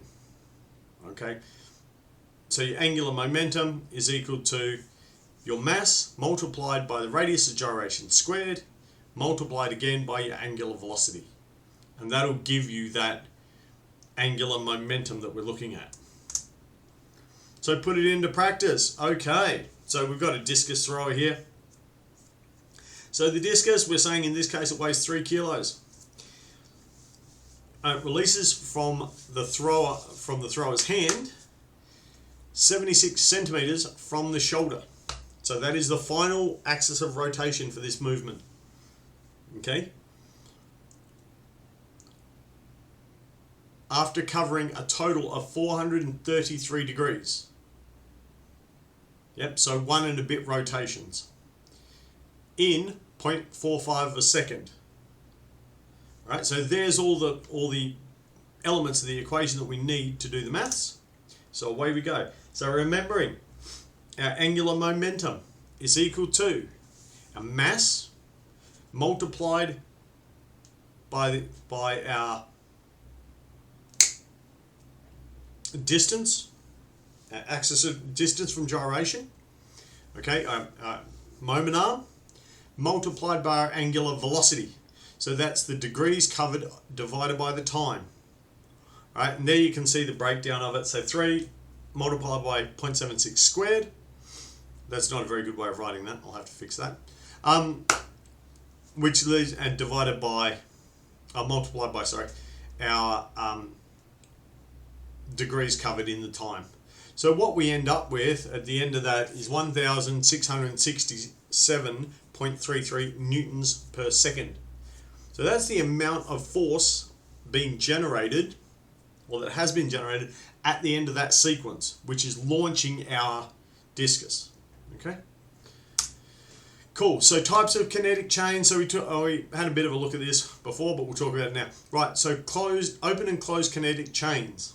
Okay, you will run across this term in functional anatomy, and you do need to be across it because it does start to affect how we calculate things.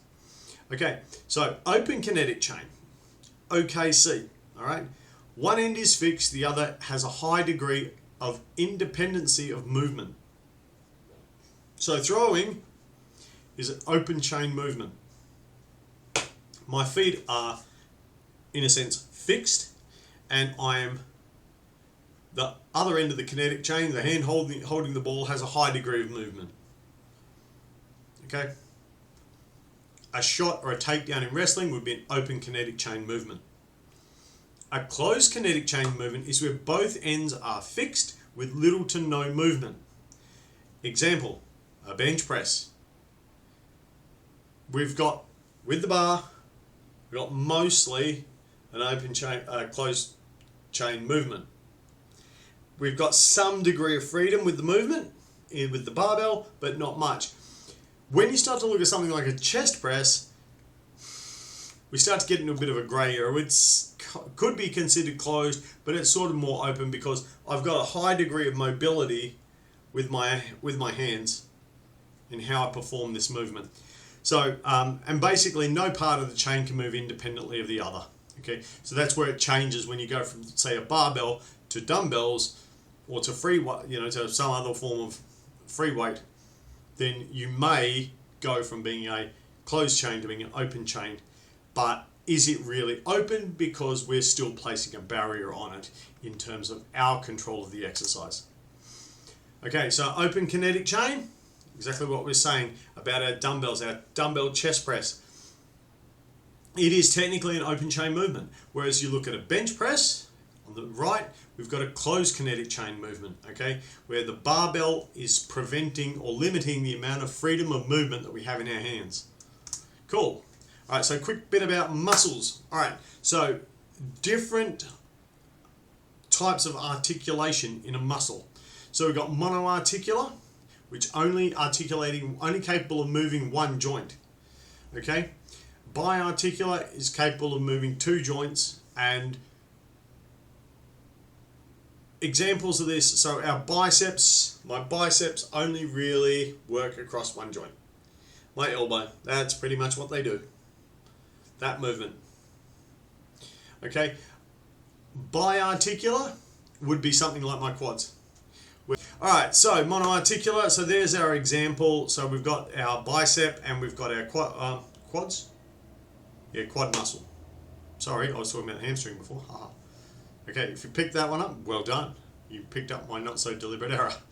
Okay, so flexing of the quads will extend my knee, or my lower leg, or it'll cause flexion of my hip joint. Okay. Yes. Okay. So yeah, don't stress if you're just stop and think about the muscle that you're working on and how it connects to everything else. All right. So what we looked at. So we looked at what is a kinetic chain. So that's a series of joints all working together. The two types of movement patterns. Okay. So we have push-like and throw-like patterns. The difference between an open and a closed kinetic chain. So this comes down to the degree of movement. Okay, if we've got a high degree of movement, then we've got an open kinetic chain. If we've got a limited degree of movement, then the chances are we're looking at a closed kinetic chain.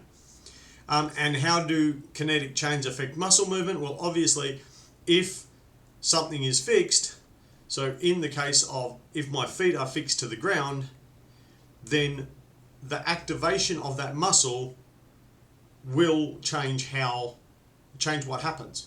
I activate my quads and I'm now forced to bend at the hip because my foot is fixed to the ground, so therefore I'm unable to extend it any further. Okay, it'll reach a certain point. I will not be able to extend it any further, and then it will have, it will have no choice but to flex my hip because that's what it's designed to do. There's a lot more going on, obviously, oversimplified. But that's basically the way things are going to go, yeah? If it's a biarticular muscle, it can do certain things. If it's a monoarticular muscle like my biceps, there's only so much it can do. If I fix my hand and then I try to flex this, only one thing can happen. I have to be drawn towards it. If the hand is fixed and cannot move, then activating this muscle will either do nothing, in this case, or it will try to lift me up. So if I was to be in full extension here, I activated my biceps, then I could eventually get to a pull-up.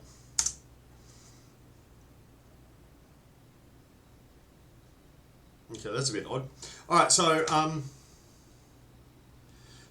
if we're looking at a movement pattern, what kind of movement pattern is going to give me the best results in terms of a high force output or strength for a lift where accuracy is important? So remember, that was our push-like movement pattern.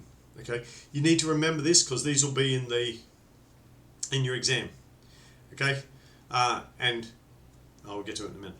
The difference between center of gravity and axis of gyration. So center of gravity is the point at which all my particles are evenly distributed around. The point at which all my particles are evenly distributed. The axis of gyration or axis of rotation is the point from which force is applied. Okay, so that's the point that I measure from for calculating my moment arm. All right, so the point at which the mass is moving about. Okay, deadlift is an open chain or a closed chain. So it's a closed chain because you have limited degrees of movement. I'm fixed at my hands, I'm fixed at my feet, therefore it's a closed chain movement, and it uses a push-like pattern. How do throw-like patterns generate so much power? So there's two ways. Okay, we're getting the cumulative muscle effect, and we're also getting the result of the elastic storage through tendons and that sort of whipping type motion. And basically lots of different stuff going on, but that's the nuts and bolts of it. And if you hadn't realized it already, 42, the answer to life, the universe and everything. All right, take a break and we'll get back into it for the... Alrighty guys, welcome back. Okay, section 8. So what we're looking at, work, power and energy. So what is work and how's it measured? What's energy? How's that measured? And what is power and how's that measured? And finally, how do these all relate back to velocity and other performance markers? So we actually use velocity in some of these calculations. So let's get cracking on that. So work is the performance of work. Probably a better way of explaining this is work is the performance of an action resulting in movement. Okay, so it's measured in joules or in Newton meters. And the total work is equal to the total force multiplied by the displacement.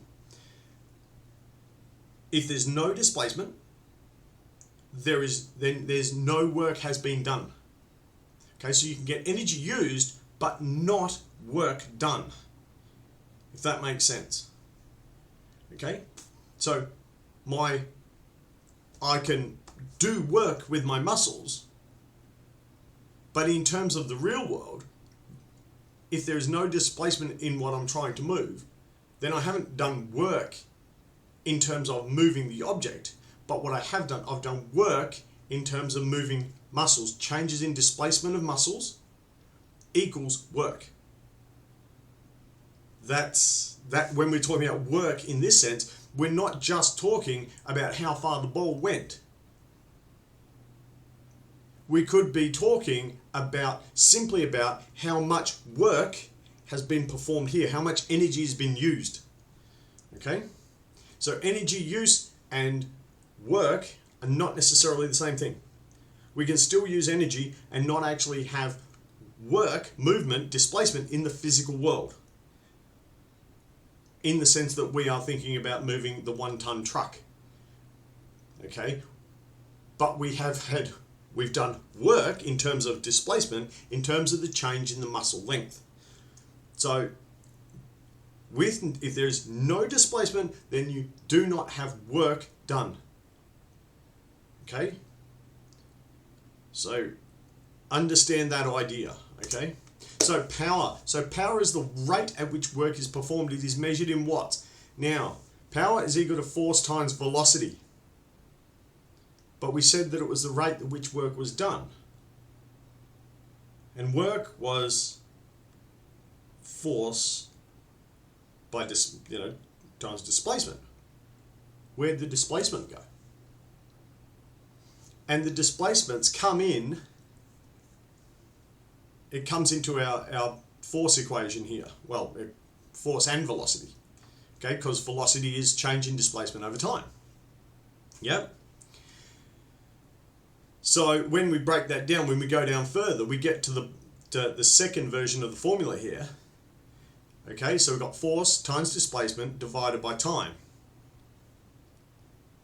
There's the displacement. Again, no displacement.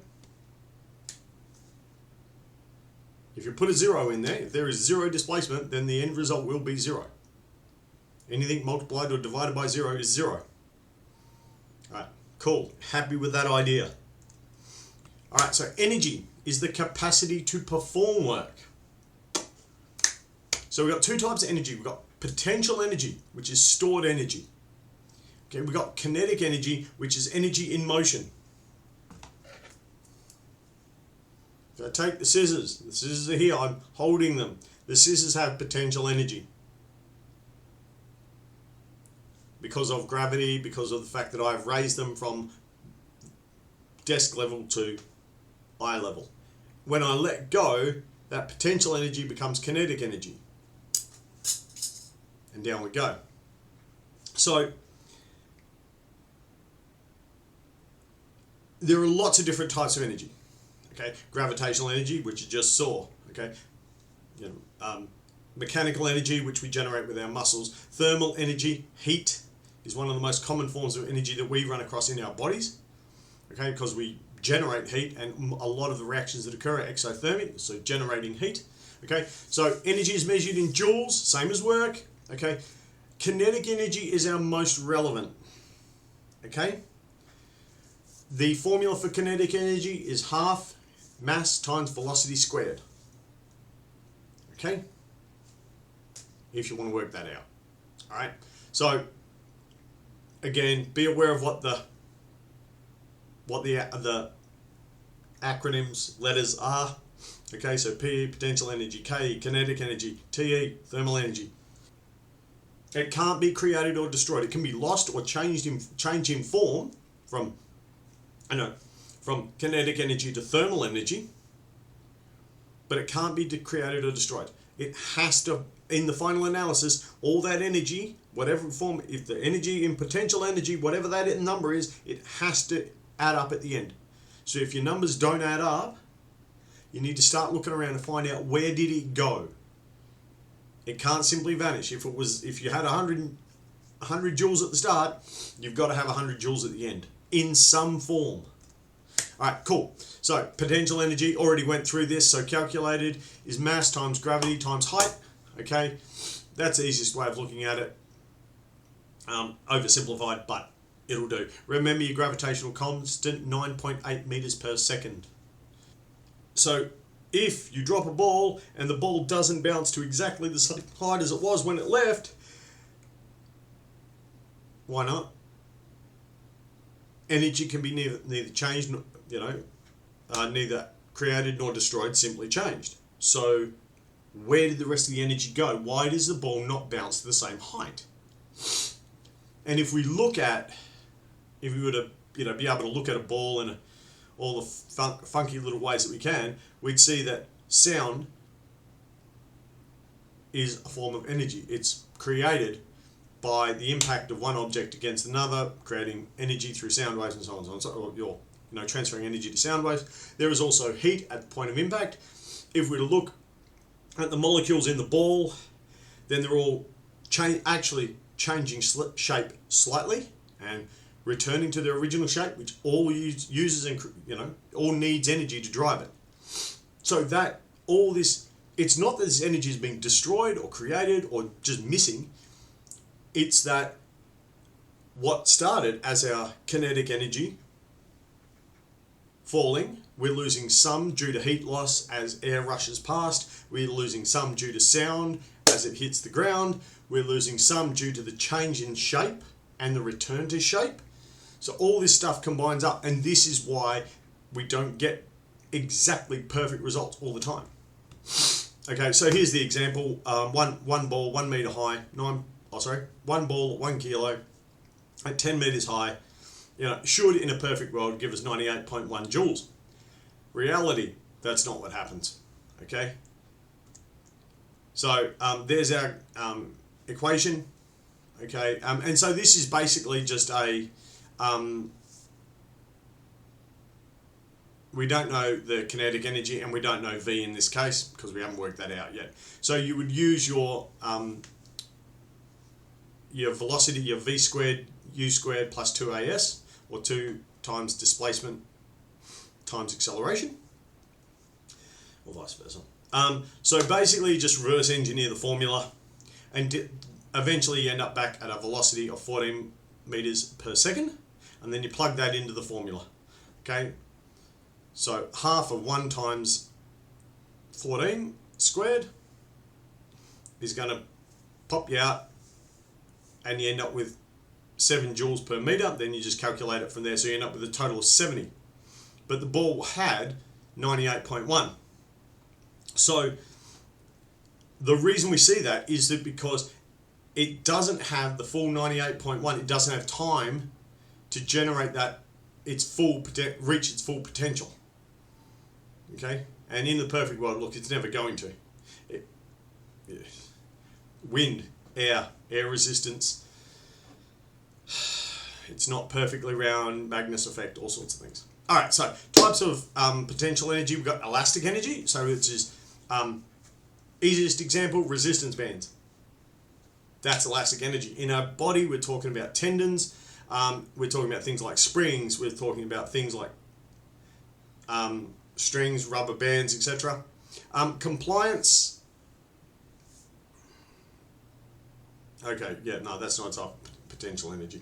So when we talk about something called compliance, we're talking about the tendency to resist deformation and reconstitute itself. So when it's bent, it simply goes back to its original shape. Don't actually have anything here I can demonstrate this is. Stiffness or rigidity is the ability of something to resist deformation. So with the scissors from before, I could try to bend them, but they're going to resist. They are quite tough and rigid, or quite stiff and rigid. So your elasticity, or your elastic modulus, is equal to half your K, your rigidity of your item, multiplied by the elongation squared. Okay, I don't think you're going to run across this one in your exams. I don't recall actually seeing it, so yeah. So how do we know how rigid something is? Basically, rigidity is the change in length relative to the force applied. So we measure it from a resting position, we apply force to it, we measure the change in length, and that will help us figure out how rigid this item is. So where K is the rigidity, so basically force divided by a change in, or by initial length. Yeah, so change in length, yes. All right, so what we just covered, so what is work, how's it measured? We looked at energy and how that's measured. We looked at power and how that's measured. And then basically how the velocity interacts with that, okay, across other performance markers. So velocity is displacement over time, like we said with work and power. They need displacement. If there is no displacement, well, we don't have any actual work being done. Energy use is, there will always be energy used or in some form, and it is never used in the sense of destroyed. It is used in the sense that it changes form in one way or another. Okay, transmitted from me to an object, or to the environment, or to other parts of my body. Yep. Alright, so take 5 and we'll get back into it after this. Alrighty, welcome back. Okay, so section 9, friction. You need to get this concept. These questions will come up in your exam. Okay, and so not in your midterm, but in your exam. Mid-semester. Okay, so what is friction? What types of friction are there? And how do we calculate friction? Alright, so let's crack on. Alright, so friction is the force opposing motion at the interface between two surfaces. That's two surfaces. The thing stopping me from moving my hands is friction. That forces one hand to bend in reaction to the other. Okay, so sole of the shoe and the floor or the mat, the tire and the road. Okay, my hands and my opponent. Okay, all right. So types of friction. So we've got static friction, which is always higher than sliding friction. Okay, always takes more to get one thing moving than it does to keep it moving. So this is the bond between surface atoms of an item.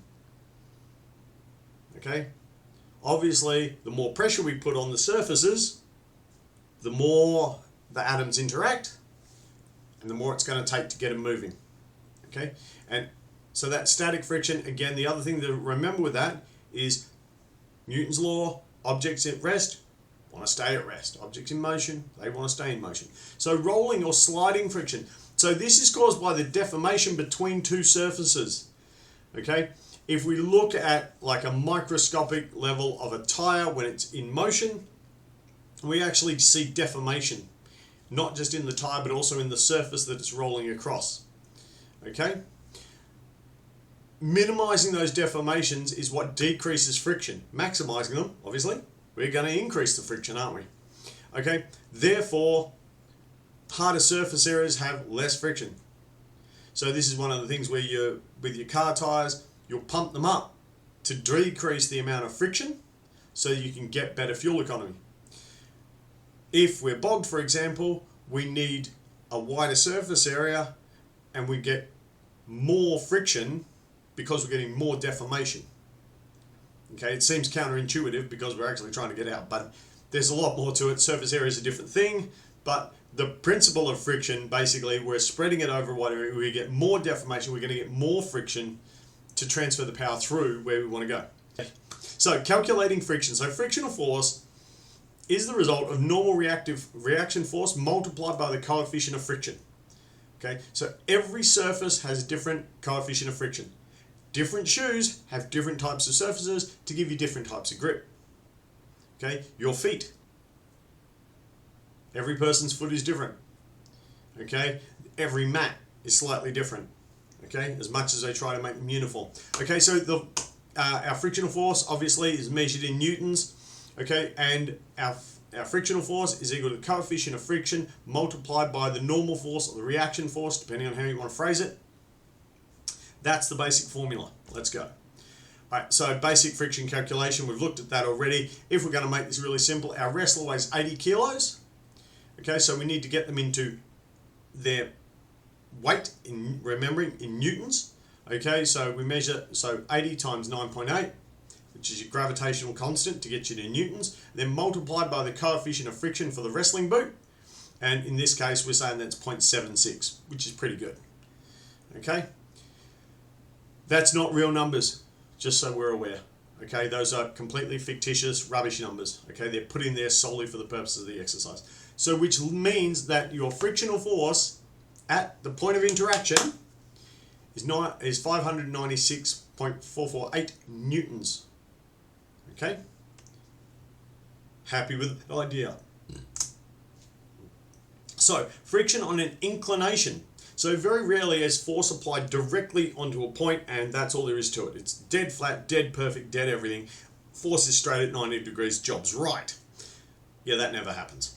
Okay, so when we look at it, the same formula applies. The only difference is now we've got to do some trig. Okay, we've got to throw in some triangle calculations here. So if we've got 30 degrees here, remembering that the force is always applied directly through the middle of the center of gravity. Okay, so in this case we've got 100 newtons going straight down, and the object is on a 30-degree slope. So we can see there's our right angle triangle. So we know one angle is 90 degrees, one angle has to be 30. So our remaining angle therefore has to be 60. So what we need to know is the magnitude of the force which is left pressing through our object, holding it onto the surface. Okay, so we've got 100 newtons running down, but we're on a 30-degree angle. So what we're interested in is what's left actually pushing on the surface. What's being exerted on the surface, not being exerted through it. Okay, so for that we cosine 30. Okay, so basically all we've got to do is take that horizontal image, that horizontal triangle, and pretty much it spins almost 90 degrees. Okay, so it basically becomes a standing triangle. It's the easiest way to look at it. You can get really lost here, don't. Okay, simply look at your image, do your maths, okay, and understand how the triangle is actually changing. Okay. Your vertical triangle doesn't, your right angle triangle doesn't actually change here. Okay, so you've got your 30 degrees, so cosine 30 is equal to our unknown. Okay, in this case that's our adjacent, divided by 100, and so we just rearrange our equation. So we get our cosine, x is equal to our cosine 30 multiplied by 100, because we divide on one side, we're going to multiply the other, and then we end up with 86.6 newtons. Okay, we then multiply it by our coefficient of friction, our mu, which we've got there is 0.2, and at the end of that we end up with 17.32 newtons of force. Okay, that's the final amount that is being exerted on our surface. Alright, happy with that idea? Let's go.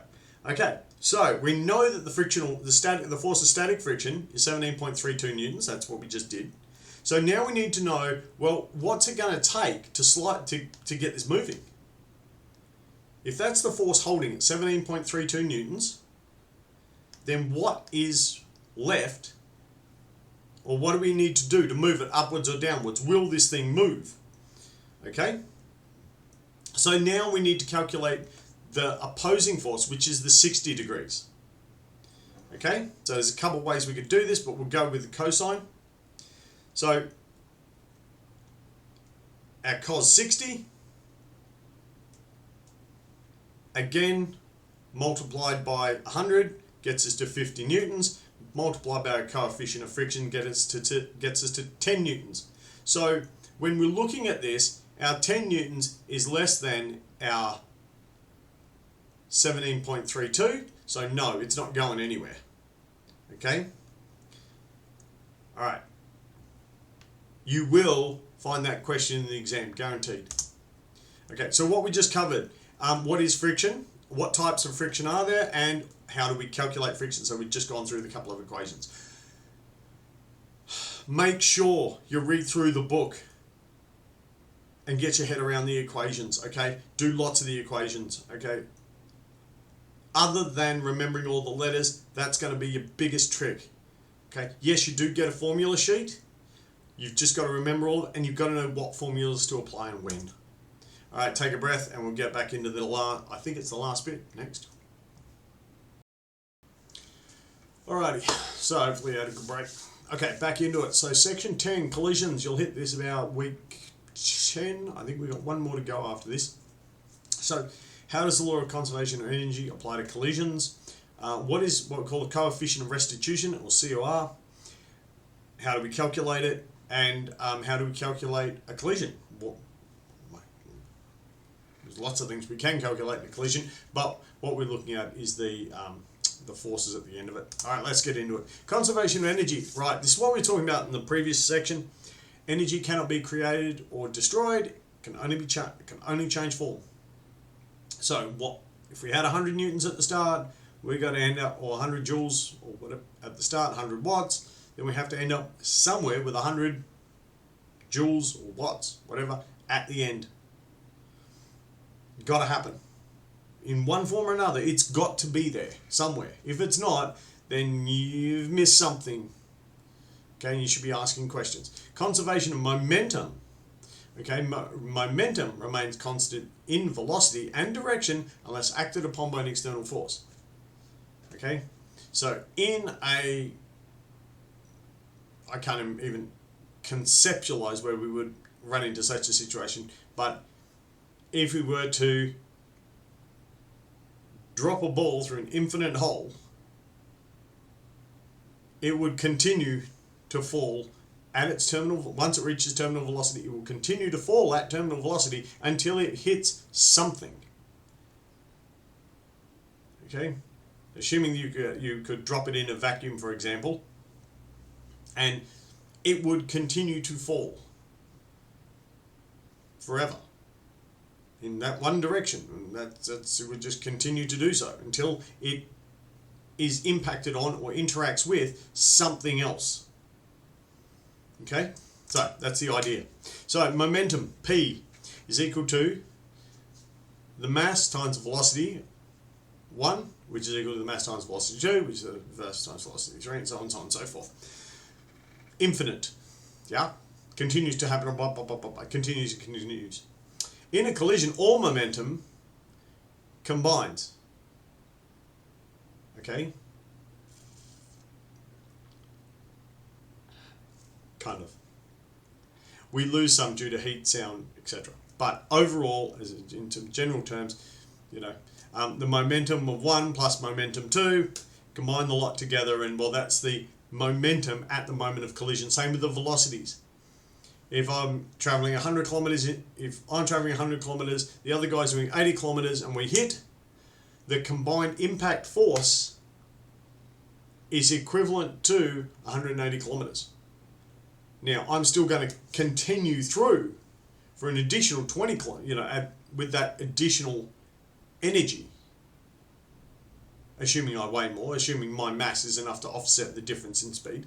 If with the same mass, well, I'm going to win. Okay, and this is effectively what we're trying to do in most of our combat sport type settings. When we're dealing with collisions, okay, we're aiming to utilize this equation and this principle. So coefficient of restitution. So again, it's a coefficient, so it's a value between 0 and 1. It's the proportion of energy remaining after the collision. Okay, so when two things collide, there it is. You can hear the impact.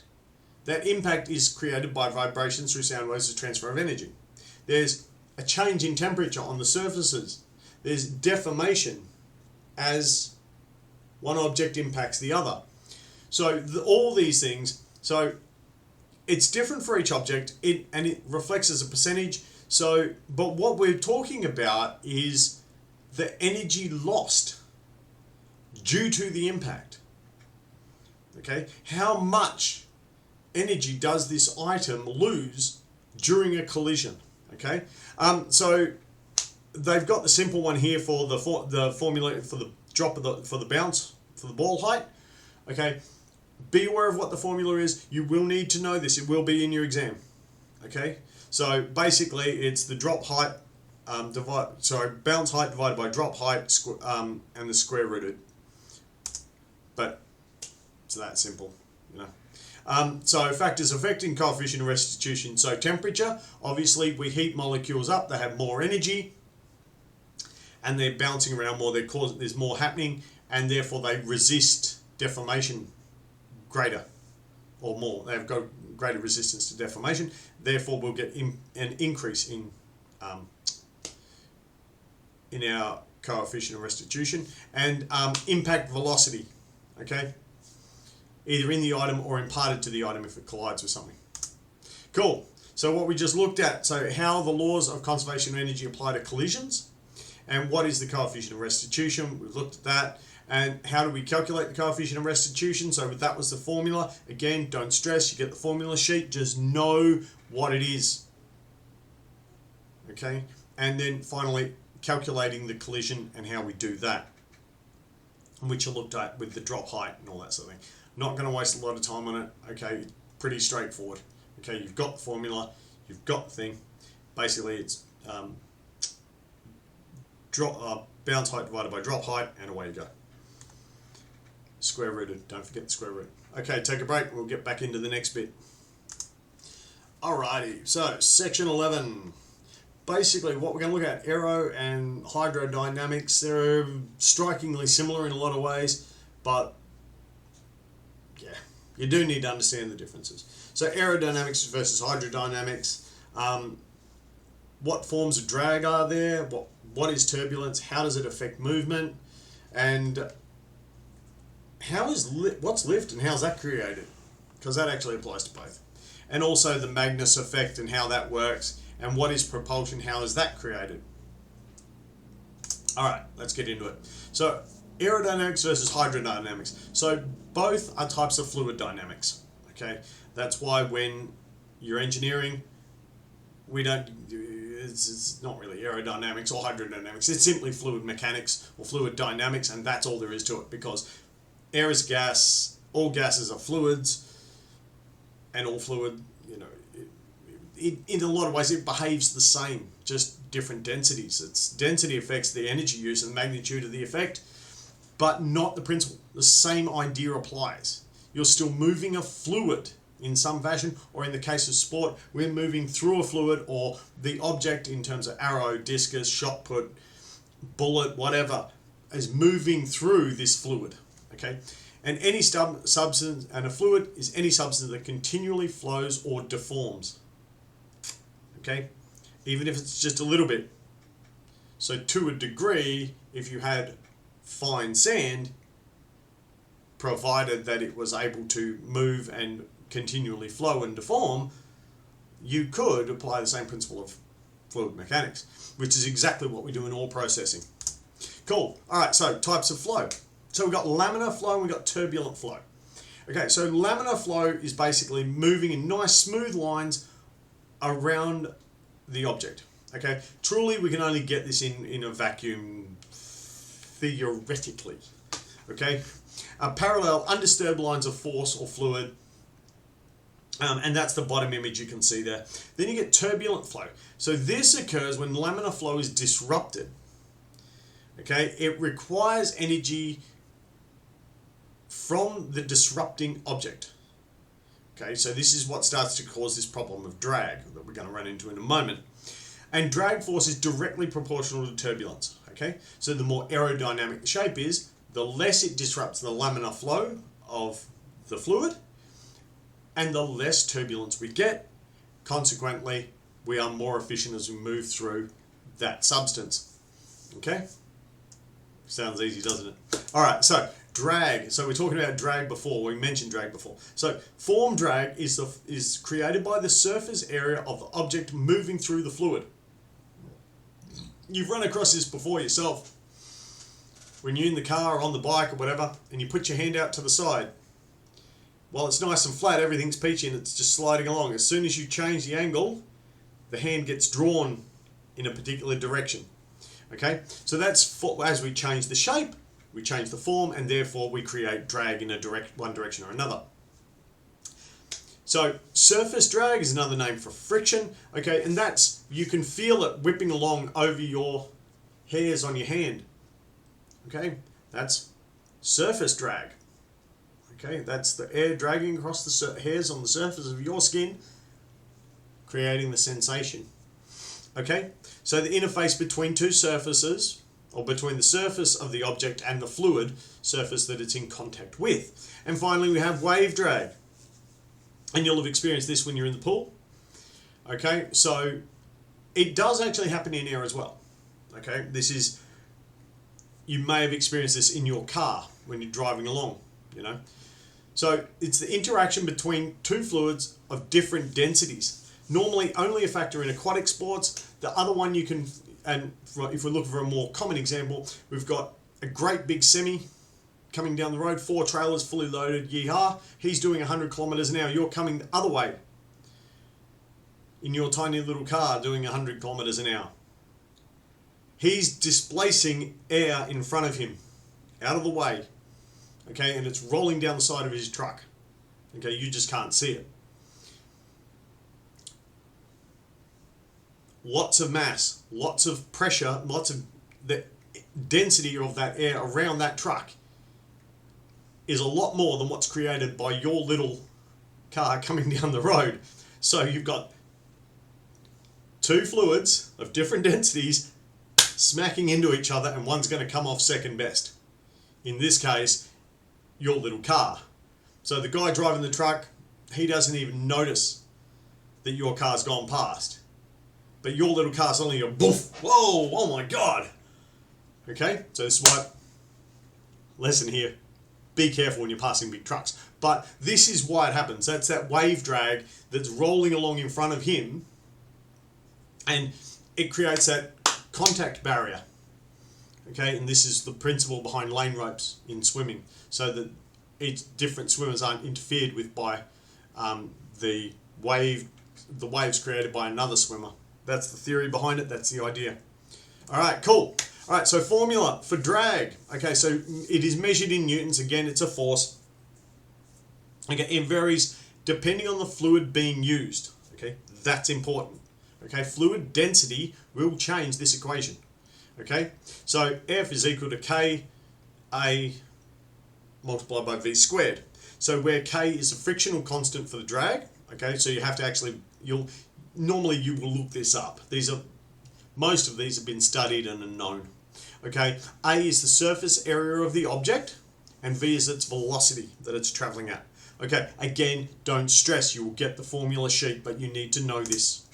All right, so here we have an example. So we've got form drag. Okay, so there we've got a plate, a big flat plate. We've got a sphere moving through. Then we've got our sphere with a fairing at the back, so a taper. And then we've got a slight taper at the front and a slight taper at the back. So this is all, there's a lot. You can write entire PhDs on this stuff, okay? And you can spend many decades studying it. People do, okay? The more aerodynamic something is, the less drag it creates. This is the idea behind it, okay? So surface drag, so it's important to understand here that there can be a positive and a negative, all right? So it depends on the interaction between two surfaces, and it's mitigated by what's called a boundary layer. And the interesting thing, and Tony and or Shane or whoever ends up is teaching this, they'll go through this one about the golf ball, why golf balls have dimples, okay?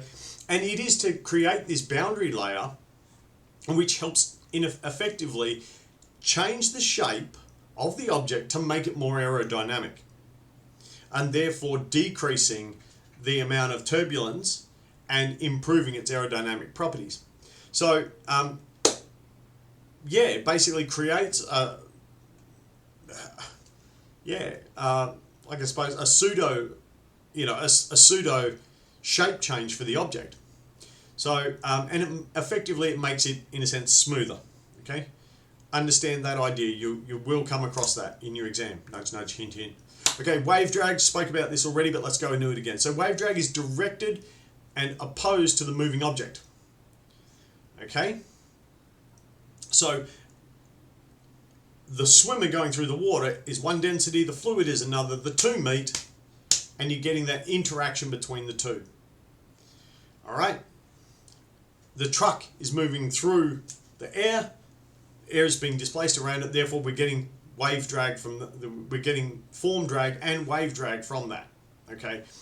When you've got the two meeting waves, then you get added turbulence from the two waves colliding. Okay, like we spoke about with the car going past the truck. So waves can come from different directions. Okay, that was it. Again, that truck and car example. Okay, a wave is created by more dense fluid into less dense fluid. Okay, so as my hand strikes the water, I create a wave. That wave rolls into more dense water, fluid moving into less dense water, and that is pushing back. So we're getting continual resistance there. This is why technique in swimming becomes important. So lift, now, there's two ways to explain lift. You must know them both. Okay, two ideas. Newton's law of opposite reactions, and then we've got Bernoulli's principle. Okay, so Bernoulli's principle is that increased flow decreases the pressure. Okay, so the air is flowing faster across the top of the wing, and therefore the plane is lifted. Okay, that's Bernoulli's. Okay, Newton's law, okay, basically says that the force pushing down creates a reactive force pushing back up. Okay, so the wing is angled slightly down, it forces the air down, which causes reactional force pushing the wing and the plane up. Okay, you got to know that. That will be in your exam, guaranteed, set in stone, 100%. Cool. The Magnus effect. So this is to do with spin, okay, and how an object moves through a fluid. Okay. The principle is the same. Like, I mean, it's basically Bernoulli's and blah, blah, blah, blah, blah. So the difference in spin creates a shift in movement, and this determines the direction of travel. So as the ball is turning, the air is not being displaced evenly. Okay, we're creating a difference in how that boundary layer and how that object is moving through that fluid, even if that fluid's air. So the direction that it's spinning, and effectively it's going to climb its way through the air or through the fluid. So if it's spinning to the right, it's going to move to the right. If it's spinning to the left, it'll climb to the left. It's spinning up. That's the way, well, actually, if it's going up, it's going to go down. And if it's going, so if it's going forwards, it'll climb up the stairs. If it's going backwards, it'll climb down the stairs. Easiest way to think about it. Couldn't think of a better explanation. Okay, so understand that. So Magnus effect, we're talking about spin and how an object moves. Okay, so propulsion. Actually, propulsion is generated by drag.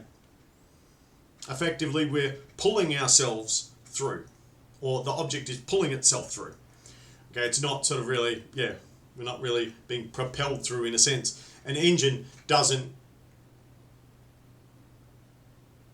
push the plane, if that makes sense. An engine drags it. Okay, the wheels on the tires, they don't push us. They're dragging us forward. Okay. If there was no drag, then we can't really push or pull anything.